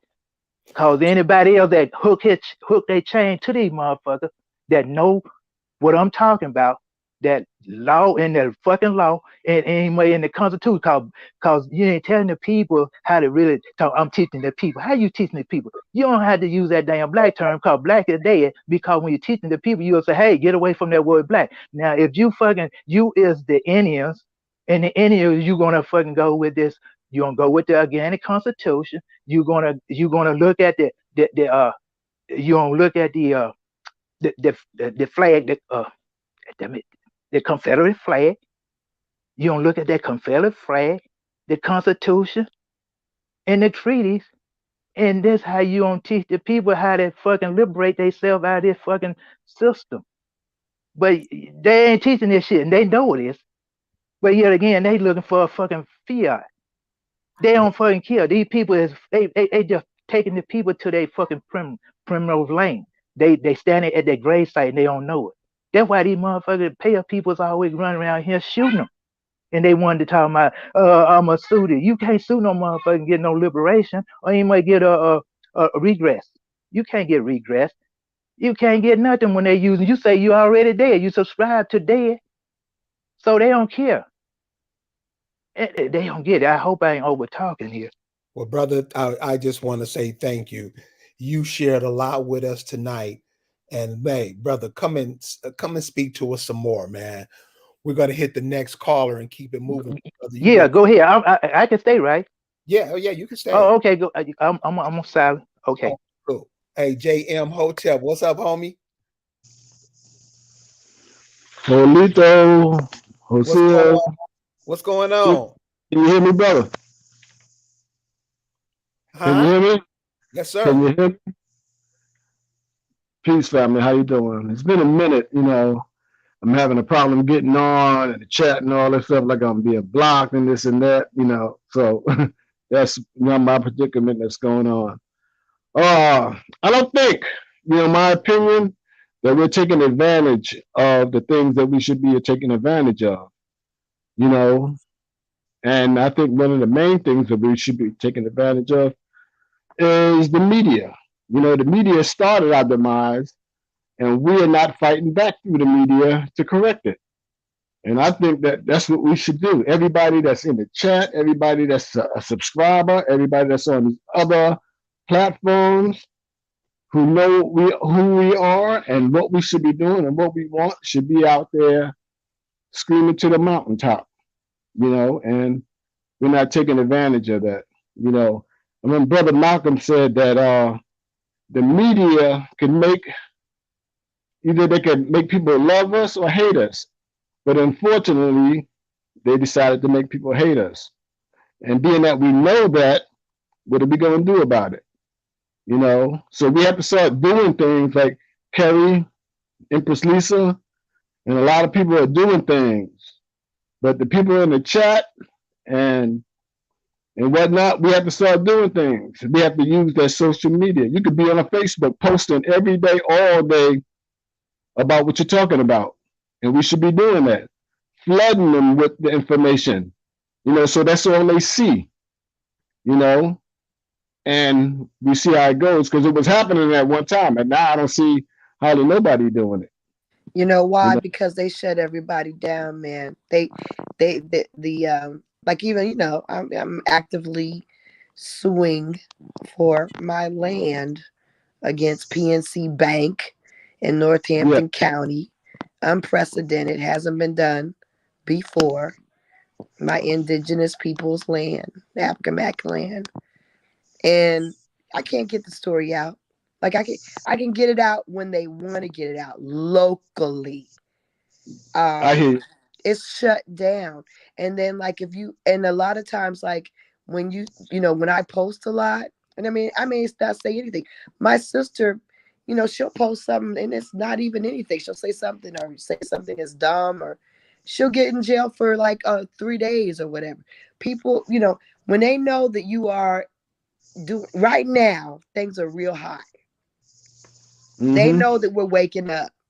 So if you're an active person, you're really doing stuff, they're gonna shut you down Oh for yeah. nothing, just because they know what you're really doing in real life. Now, these fraudulent people, they'll let these fake Africans pretending to be chiefs and stuff.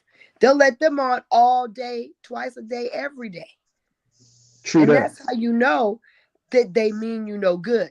If you can see them twice a day, every day at a certain time, all week long, you know these people are fraudulent.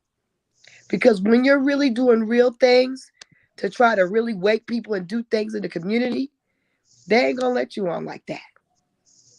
And that's just the fact. I'm sorry, I'm gonna close my mic. Yeah, understood. But some people are not shut down, so let them try. I know they do that because they've done it to me. So that's why I said a lot of times I can't get on the show. I can't comment because I can't even get in the chat because it doesn't allow me to. So I'm saying, okay, but I just want you to know I'm still here. Gonna keep on kicking it till it's over. Cool, brother. Well, please don't be no stranger, and thank you for joining us tonight. Peace, family. Peace. Hey, can I say something? Yes. Okay, what for the panel again? You may if the chat is probably wanted be curious to look into and do in the near shorter future. What if we just learn how to start writing the affidavits up against these people? I think that's a strong, powerful uh, uh, document when you write the affidavits against these people. You may send it to the media and everything. All these things. Send it Well, to our governor and all these that about these things that we need that correct in our communities and stuff in whatever in the political form as well. So they don't why they don't teach that? That they boule niggas or whoever they leading think they smart peoples and stuff. Why they don't teach that? Hey, how you gonna get stuff done in your community? Write affidavits up. Teach the people how to write affidavits up. This I don't understand. This stuff is real There's a, simple. well, there's a lot of things we could do to get remedy if we weren't running around believing people that are talking about boosies and things they shouldn't be talking about, and talking about people being black and yelling white supremacy 2,700 times a day. Yeah, we could get a whole lot of things done. And some of it won't require, some won't require doing affidavits, but some of them will just be about using just emails to contact congressmen, governors, mayors, president. You know, we have in our phones. We have the ability to reach out to so many different people. So yeah, we have a lot of different mechanisms. I'm not going to say that. Yeah, of course. Like I'm always working. I'm always trying different methods to get information out there. To the public. But like I said, a lot of times it's the ones that are really working they have their voices are being silenced, so you don't hear about our stories. But the ones that are out there doing nothing but flim flamming you, they're all over your media, they're all over your social media, they got everybody listening to them, and they're all over the place saying nothing but keeping you in a daggone hamster wheel, not going anywhere. Sorry, close my mic. So, what's your name again, sister? My I name's don't Lisa. Lisa. I'll say Sky's my Yeah. name. But anyway, you saying you say I know I see what you're saying.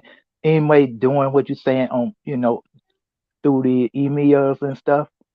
But would it be formable if we write this stuff physically with your own handwriting and stuff, with the signature and stuff on it, with form of affidavit? You don't think that powerful enough and send it to all these people? Well, I mean, this is the thing. I use affidavits to, with my Accomack Indian and myself, my kin, to declare who we are as far as being Accomack Indians.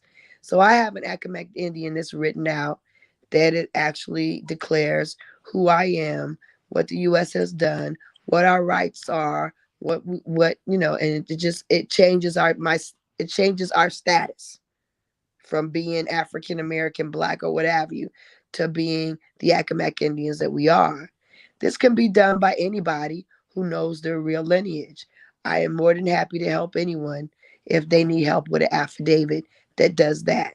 That's the kind of affidavit I use. And then you can send it to all your congressmen, all your government leaders. I have a method, I have a system for doing that. I have I don't just talk. I got methods. I try to get solutions and offer solutions. My affidavit has been shared to many people.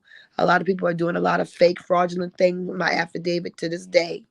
But I really want it to go to people that are genuine and have done their research and are actually repatriating their real people. That's the purpose of my affidavit. It's not for just for like fake stuff or pretend stuff, or it's for real people that are trying to repatriate. That means you know who you are, you know the Indians you come from, you're going to claim them as your people. You are saying I am, you know a whatever, um I don't know, a, a Caddo Indian in Texas or whatever. I'm a Caddo, and so I'm going to claim I'm a Caddo, and I'm a, whatever, something, a Chichamakadu, and this is where our homeland is, and blah, blah, blah. This is our history. And then your affidavit will state I was misclassified as whatever. That's the kind of stuff that I want to do. I want to help people who are really have done their genealogy, can claim that they're whatever Indians, Caddo Indians, or, Amaroos, or Alabamus, or whatever they are, these different specific people that your actual family can be linked to without a doubt, and help you actually get your freedom. That's what I want. Well, I'm not saying I want to do. That's what I can do. I just haven't found any genuine people that are doing real stuff. But if you're real doing real stuff and you want to really get out, really get free and actually claim your real status, then you got to get to work. And I'm a resource out there. I'm like, my paperwork's out there. Probably people are charging you. Probably there are people out there charging you for paperwork that I would give you for free because they got it from me for free. But that's just what's going on today. You got a lot of people that are real, fugazi out there. But yeah, affidavits are very good for that and for, actually getting your identity, getting yourself free from this system of being a black and African American. That's what affidavits are good for. As far as um, proclaiming things or filing suit. Some things you just gotta sue. You gotta sue them for, and that's possible too. You can sue. You can sue people by yourself. That's what I'm doing right now. So that's also possible. People like Amani Bay are very good at teaching you how to go through the steps of getting that done. I'm just saying, where there are solutions out there. We here are Carrie Davis. He is not trying to keep any solutions from you. He's always about solutions. We here, we're not trying to, um, you know, to finesse you. We're not trying to get likes. We're giving you, we got real solutions, real criticisms, but we also follow up with real solutions. And we do it without asking you to daggone do something. You never hear him asking you to like, share, subscribe when y'all really need to be like, sharing, and subscribing. Don't nobody ever ask you. He don't ask you for no donations when all y'all really should be donating because what we're doing here is real. You got a real resource right here with Carrie Davis that you're not going to get any other place. I close my mic. Yeah, I think that's also, Lisa. What I need, because I haven't made my journey as far as yours, and I'm like getting what off somewhat. I'm still on the ground level, and now on that, if you can maybe send me your stuff, what I might need, like your affidavit for, cause that's a confusion right there, when people don't know how to do the paperwork correctly and what they might need and who they need to address. And I think that might be where I'm at there. And and another question is, okay, like for people like these people out here misleading the people, is there any way that somehow or another you can like put a halt to these people? Maybe use a form like uh cease and desist. No, I think the people who they talk, see, the problem with those people are the people who they're talking to, they don't think. So when these cats are telling you there are more and they come from some way, the first thing should come to our mind what is, I mean, and this is what I mean. This shit is simple, y'all. Because you would ask the person next door this question, and they've been living next to you for 40 years. If let's take the Moors for instance. Wouldn't it be simple for us to say, well, how come this stuff doesn't work in Morocco? And then watch the expression on their face. They can just come tell you anything and Mm-hmm. you believe it. You don't even, you just, oh my God, I just wet myself. Dude, you having all these people always come over here telling you this dumb shit and you just believe it. You don't even question it. You just believe it. Christians, Muslims, everything else. Anybody can come over here and tell you anything, but since you don't know nothing about yourself, and that's the majority of so-called African Americans, anything somebody, it don't matter how dumb it sounds. It's like the cat was just talking about this bussy thing. You really think 14 and 15-year-olds need to be hearing that type of language when what is happening to us is happening to us? No, you got to check these. You can't be dumb. And we think just being dumb is okay. Well, I can be dumb if I want to. You don't tell me what to. We think it's cool. So I'm just saying, when these people come talking to you, ask them what they are talking about, and you will soon see they don't even know what the hell they talking about.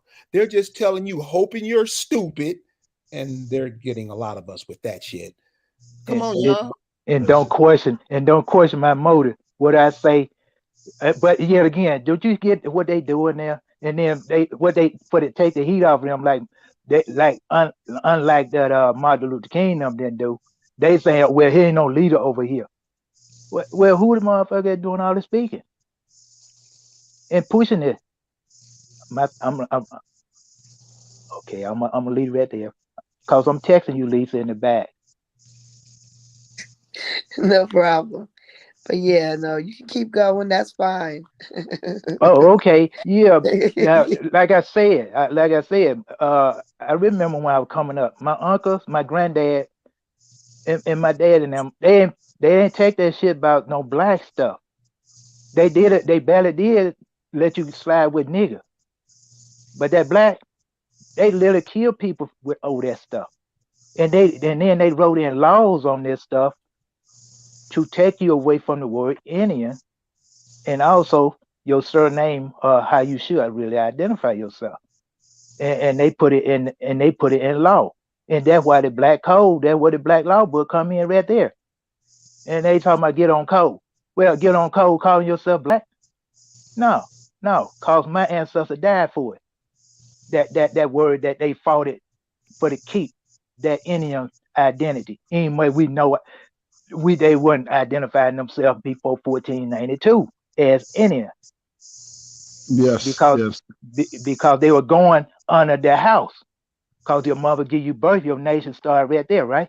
So they'll identify what your surname was. So since the people wanted our own people that wanted to conquer their own peoples and take over like they got now, and they wanted to separate you from your knowledge and your inheritance and all these things, so they can usurp you and trick you as they kill you out the land slowly and surely. So Yeah, we got a lot of battling to do as far as trying to change that connotation, and we can do it. We can definitely do it. We just have to stay full court press on a lot of these medias and to make that change because it could be done. So like I said before, the media is the reason why, excuse me, we're all messed up with it when it comes to that. Because they've been blocking us and putting out hate. At one point, remember they were saying black ice. You know, they were because that was telling you right there. Oh, don't go out. It's too cold. Like up in New York here, they would say like black ice. Be careful of black ice. So they were letting you know that's a bad thing. But they put a lot of stuff out there that's negative towards us. Just to see how we're going to respond. In most cases, we don't respond. We just let it ride. We just let it ride. And our politicians are to blame for all this BS that's going on out here because No, they so able. the politicians are to blame because you vote for the politicians. See, Yeah, this if you vote for them. If you vote for them. Myself, no. No, no, no. no, no. I'm just saying that this whole and see, this is what I mean. When you're calling yourself, we got about at least 100 different names that Yes. True that. Yes. we got at least 100 different terms that we described ourselves with. And this another Ukrainians are not going to come over here and assist you.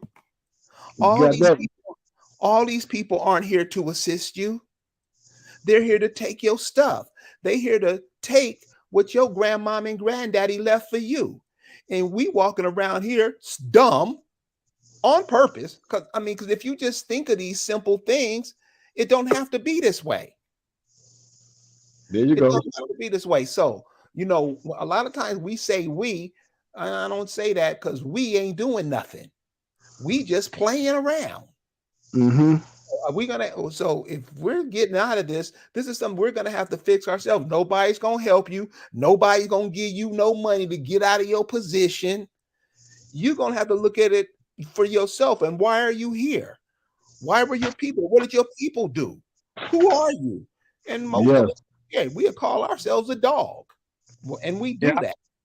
Yes. Yeah, I agree. 1,000%. I teach my grandkids, start figuring out what you're going to do. You have to work for yourself. You don't have to depend on nobody, going to universities to look to get a job so you can be fired. No, start creating your own. Start now what you're going to be doing so you're going to have to be, so you can be independent and not having to worry about ever being fired. Create your own because a lot of people that's coming in now, tell them. I said, you see all these foreign people that's coming, I tell them You see all these, they all opening their own businesses, and they can't be fired. They're not looking for somebody to support them or feed them, but us. But I'm saying we need to do the same thing. We need to have our own, so we don't have to go to beg Mr. Charlie, so-called, for a job or worry about being unemployed. And they see it. They're seeing it. And I got 6 grandkids, and I'm just letting them know, because when I'm not here no more, they're gonna say, "Grandpa was telling us. Grandpa was telling us." So I'm putting it in them constantly, But and cool. that's how they're gonna take hold to it, because I had a grandmother that told me that I was an Indian, that we were Indians, but I just laughed it off because that was like 1970, and I went down there with a dashiki on, and so what's that you got on? I told her that. I said, "We from Africa, but she said, "You ain't no African." She said, "You ain't no African. I said, "You ain't never been no slave." And I said, "What?" And she showed me the land. And this is down in Prentice, Mississippi. She showed me the land, 38 acres. And to me, that was a lot of clear space that I saw. And I'm saying, wow. And she said, "We ain't never been no slaves. I don't know nothing about no slavery." And my grandmother was born 1900. So I remember my great grandmother too. So I'm telling you, that's when I started really thinking about it, but I had put it on the back of my mind until I seen Kerry Davis, his brother. I seen him on YouTube about maybe 2 years ago. And I said, wow, he's talking about the same thing my grandmother told me. And then I started running into other people on YouTube. But Kerry was one of the first ones that I've seen on YouTube. And I said, wow, I like what this brother is doing. He's preaching the truth. And we need to be doing the same thing, because he knows who he is. He's informing people who he is and who we are. And we got to get busy. And I appreciate you, Carrie, Lisa, for everything that y'all do. I truly do. My family does. I thank y'all. Thank you too, brother. All right, man. You have a good weekend. All right, You too. guys. We coming to the top of the hour. So Lisa, you want to close it down? Am I still here? I don't know if I'm here. You're here. Oh, okay. Oh, all right. Thank you. Thank you, Jim. Well, I don't want to close it down. I know you need to go to bed. So, No, I don't have to go to bed. well, it's late. It's late. So, no, we'll let it go. I don't know. How's the chat? The chat is kick ass like always. I know the chat's on fire. That's the only thing. But yeah, and Scott and Jim, they're on fire. Can we go a little bit longer? Maybe 30 minutes? Yes. All right, let's do this. Let's go a little longer. All right. Can you post the link in there in case somebody wants to talk? Because we do have some real cool people in the chat. Yes. We even got Rebel in the chat. Oh, wouldn't it Yes. wouldn't it be nice if Rebel came in? I know. I see her in the chat. Uh-huh. I'm like, we can go a little longer. Because you know what? Let me tell you, this thing with these children being taught about black and FBA and hoping for a check so they can go to school or pay their student. This is these people are pimping our children bad. It's abuse. It really is abuse of the young. And we need to see it for what it is. It's happened time and time again. We've seen it using our the dead. You know, they use the dead body of a child to start this whole civil rights thing off. These daggone boule are not afraid to do anything against us to keep us in our place so they can stay on top. You have to understand that. You have to understand that. So we have to be alert. We have to understand when it's not sounding right, it's not right. You could feel it. You can feel it. And it shouldn't feel right to hear somebody talk about white supremacy, boosie, boosie, all kinds of crazy stuff, and you don't feel like it doesn't register to you that this person is not right. I don't care. They're not right. Yeah, they're charming. Yeah, they're amusing, entertaining, but they don't know what they're talking about. And they're just distracting you and leading you astray. But most importantly, they're leading our youth astray. That is the most heartbreaking thing because they're at the point in their lives where they're getting their mind entrenched. The people that are the baby boomers that are all stuck on stupid today, they got their minds stuck in their 20s and their teens, and they're still there. So what happens to these kids that makes them think about black, black, black, and black, and I need to beg for the reparations. Oh, please, Massa, Massa, please. When you are the landlords. You don't have to beg for anything.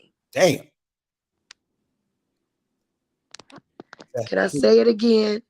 You are the landlords. You don't have to beg for anything. This is yours.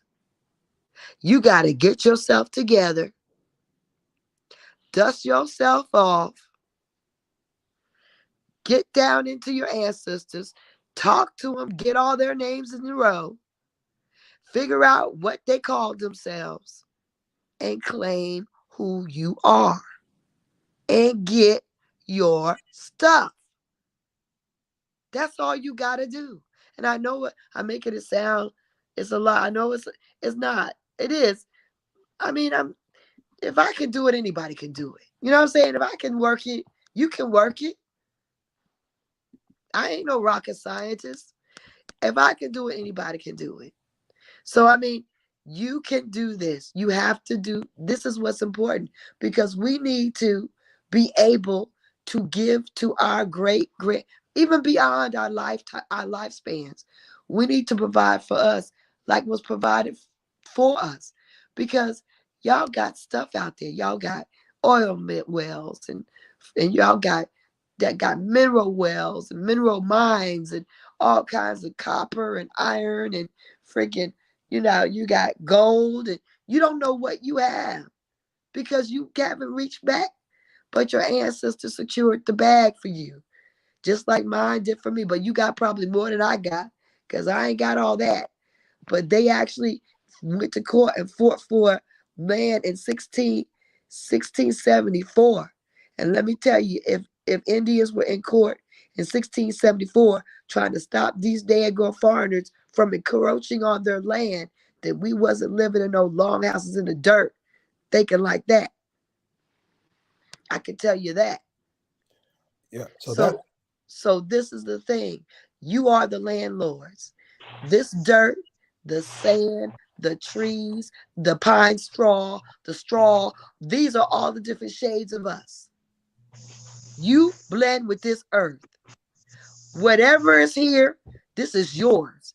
You are the most powerful here. You are in sync with this daggone soil and this planet as a whole, but especially here in America. So you need to go ahead and get what's yours. And you ain't got to beg nobody. You know what? Guess what, y'all? As long as you begging, you let them know you don't know who you are. And you let them know that they're on top. When you start claiming, when you start demanding, when you start declaring, that's a whole different energy. That's a whole different energy. One thing I want to share with everyone, the 100 people that are here, I want you to look up this term and check it out and see if this didn't happen to you. Look up a term called the dead baby scam. I'll say it one more time. This is very important. Look up something called the dead baby scam. And you're going to see how a lot of you was just wiped out soon as you got here. And so when we start picking up these terms, what these other clowns be putting out, it just puts us in a whole nother atmosphere. Why don't you tell us about it, Carrie. The Tell dead us. baby, and this is it simply. And look it up if you think I'm lying, or or think about it. A dead baby scam is when you're born and your placenta, they say the placenta is you and you died. And they flip you over to the corporation that you are, because you are a part of a corporation. You do know that about yourself. An African American isn't a person. There isn't a place where African Americans come from. It's just it's like a doll. It's like a coat you put on. It's nothing. There's no such thing as an African American. Where they come from, they don't know. You ask them to explain how they are African. I don't know. They don't know. Never one thing is sure about an African American. They never know nothing. So what they do, because you don't know anything, you don't know their language, cool, they say anything. Your birth certificate is something they give you. It's nothing that you make up yourself. The African American doesn't think enough that far ahead. They always get whatever they got from somewhere else. And that's what they go by. The African American doesn't think of anything to do for himself or his progeny, his relatives. Somebody tells him what to do, right or wrong. So the dead baby scam, look it up. This is what happened to all of us when you're born. They just say you died and your placenta is you, and they make money off of you that way. You do know that, right? This is how all these people get over. And guess what? We don't know. We too busy calling ourselves Greeks. We too busy calling ourselves Moors, Hebrew Israelites, and people are using you, because you are a natural resource to America. You do know that, right? Oh yeah, get a birth You're certificate. you're a natural resource. You don't know that. And that's what all these cats are running around telling you, foundational Black America. Is that the dumbest thing you ever heard? This is what we do. This is what they do. They program us in the school, believing that we got great leaders and founders and explorers and all these, the great attributes of America. And this is a bunch of scallywags and criminals. They're a bunch of daggone disgusting refuse from the earth. And why do you expect them to be upstanding when this is what we're dealing with? We should never be surprised about the criminal aspect of what they do and the level of lies and the level of cover-ups that is what that is the fabric of this country. Because this country was built by people that stole. From They us. stole it. Trespassers who steal. Trespassers who steal and stay. Listen, here's something that'll help everybody on this call. Now, one of the people I talk to all the time are nurses and military people. Why those two? Because they've seen a lot of stuff that the majority of the population haven't seen. The majority of the population never seen a baby being born. I mean, they were born themselves, but they never actually seen it. A lot of people never seen somebody actually die while they were holding their hand. Nurses and military people roll into stuff like that. So with those people, when you talk to them, just ask them certain questions. And one of the questions nurses always tell me is that every time a little baby girl is born, she's born with her eggs already attached to her. I find that amazing, because it means that you were here when your mother got here. You just wasn't activated yet. So this will help everybody in the chat. Find out what your grandmother was eating around the time. What was the major crop where she lived, whatever county she lived in, whatever county they grew up in, what was the major crop, the major food source? How did she get her vitamins and minerals to keep on moving on? You might want to ask your mother, what did she feed your mother when your mother was a little teenage girl or whatever, you know, in that realm. Start doing the things that she did, and you'll pick up some of the strength because those people, a lot of those people lived to be well into their hundreds. A lot of those men were able to pick up trees. I mean, they used to race with tree trunks. I'm sure you've seen the images. They were doing things because they were connected to the earth. Why? Because the earth bore them. So this is when Lisa say this is your home. This is what she means. This is you. We should be able to communicate telepathically.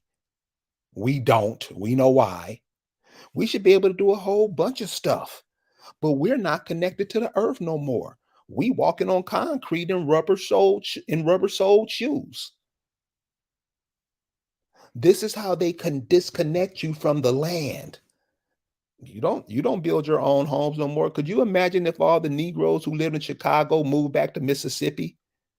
What they could create? Just think of it for a minute. Think of that. I mean, what would you do to Mississippi now? That's your home. You got oil well stuff down there, but you say you're a Pan-African, turning over all the resources that your people left for you, turn them to turning them over to other people. That's what foundational Black Americans do. That's what African Americans do. That's what Hebrew Israelites do. They want to be somebody else so bad, they'll turn over all their riches to anybody who come begging for them, right or wrong. That's right. So this is how we losing, y'all. And listen, I mean, I don't know. I might be now. I ain't gonna be the only one, but come on, y'all. Really, this is what. What do you think our children think about us? What do you think our children think about us when they see us, all we do is complain? What you think they think about us? What are you doing about it? Nothing. You going every day to help him build his empire on your land. You look dumb when you're trying to tell your children something and you're doing what you're telling them not to do. Don't work like that, y'all. So this is why I'm saying connect back to your land. That's the only way it's gonna work. Find out who your people are.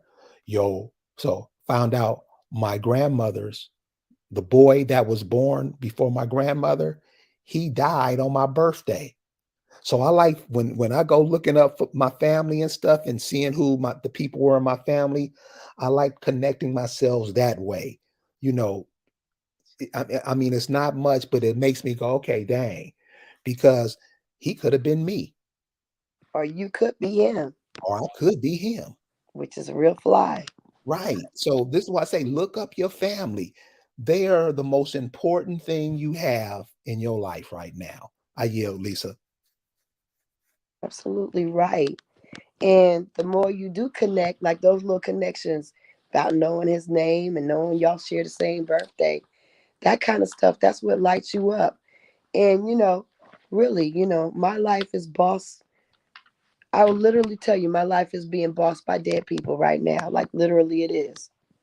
Dead people are directing me. And I know that sounds weird, but it really is. I'm not doing all this extra stuff and filing this lawsuit and organizing and trying to get my people all together and getting our damn government together and trying to get things cracking because I don't even know why. But that's what I mean. I'm being bossed by dead people. This is something I couldn't imagine that I'd be doing a few years ago. This is the main part of my life. The main part of my life where my kids didn't even want to have nothing to do with. When I first did a indigenous summit in Virginia 4 years ago now, almost, my kids, my neither one of my kids came. Neither one of them came because I was unemployed. I couldn't even afford to do it, but I was gonna do it. And I felt and I was under a trance. I was in under a trance. I knew I had to do this summit, and I didn't have a job, and I was begging my sisters for money, and we weren't even speaking, and they gave the money, and it was like all these things came together in a crazy way, and cousins came from all over the country that I didn't expect, and it's like it's it's you have to understand the power that you obtain when you really start connecting and walking the way you should be and doing what you're supposed to be doing, that your ancestors tell you to do. When you start researching and finding out who you really are, connecting those pieces and saying those names, and then going out and reaching out to them, going to grave sites, whatever, you will be amazed about the stuff that you can do, and you don't understand how you're doing it, why you're doing it, how it's happening, why it's working, because this is the time. Like if you're a biblical person, which I know Carrie is not, but me, I studied the Bible as a child a lot. And this is if you are that person that does read that piece of work, this is Jubilee time. This is Jubilee time.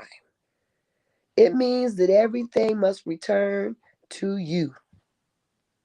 It is time. It's time for your, not more than your restitution. All these things that you need, that you should have been having, everything is going to be corrected.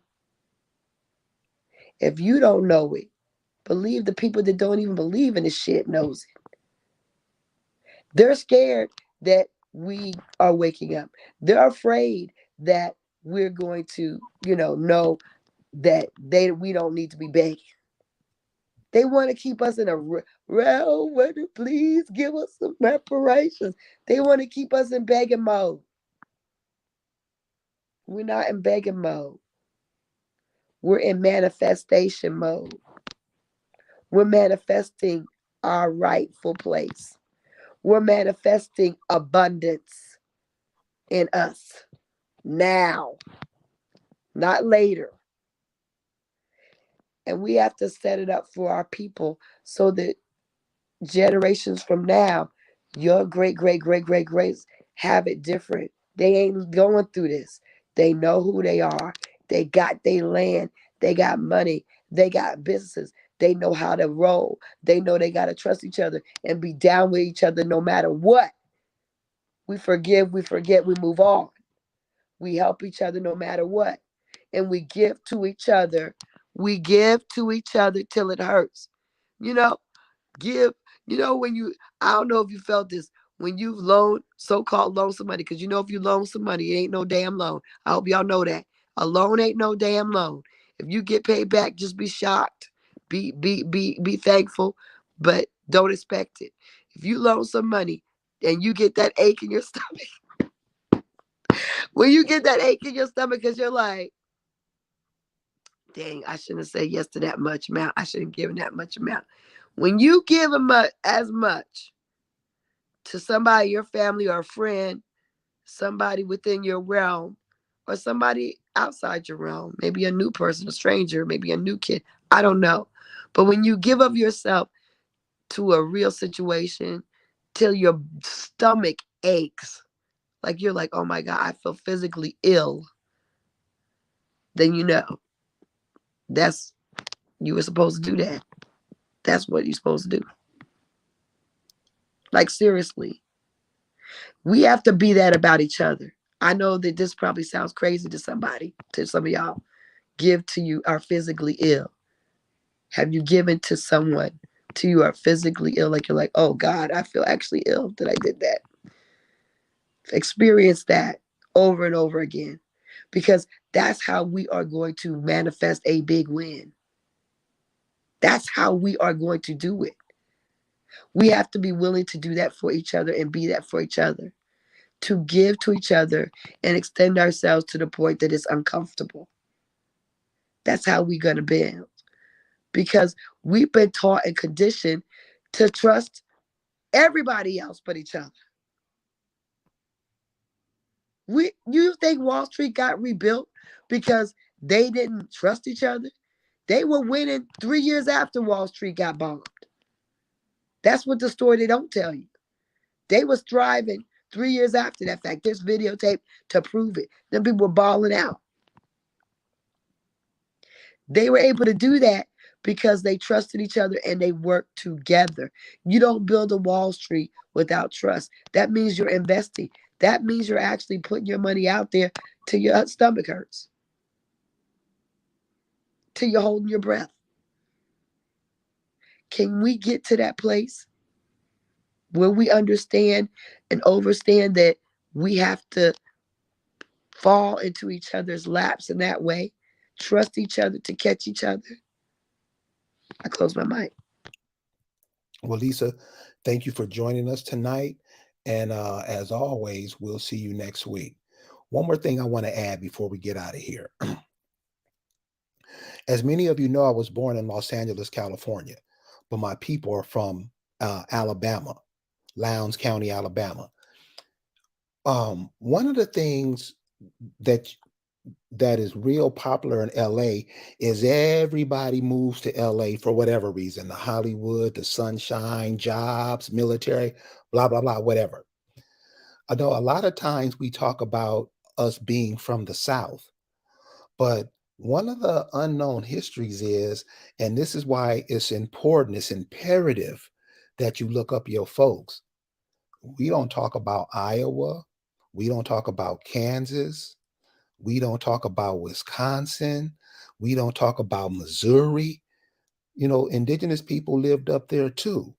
Remember, that's what your beloved Buffalo Soldiers went and helped kill those brothers out.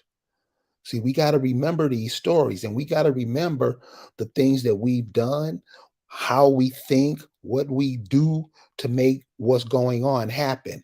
Because a lot of it we do. And we do it for whatever reason. We need a job. I ain't got no money. However we do it. But a lot of stuff that's been done on this land, we did it to ourselves. So just don't think that we're from the South. Sure, a lot is, of course. But also you have to check out the wars that went on.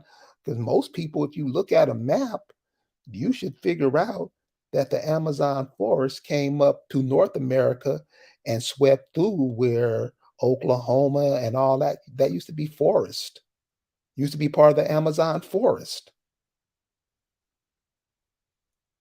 Birds, squirrels could travel from Florida to Canada without ever touching the ground. That's the canopy that was overhead. So, just don't look at the people. The people, yeah, are important. But what about the environment? How the environment change? What was going down there in Florida? Where's those islands around Florida? Some of them sank. The Caribbean. You go down to the Caribbean and take a glass bottom boat trip, you'll immediately know that all those lands are connected. What happened? And we have to know these things too, because history is just not the movement of people. The environment was changed on us too. That's why a lot of us are twisted up now. We're not in the same environment. So these are some things to think about. Get with your family.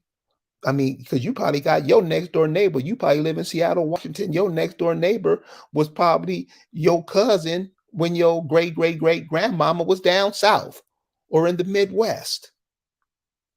It's imperative that you get with your family, your cousins, friends of the family, because all you guys are related. And together, world is your oyster. We'll look to see you guys next week. Peace.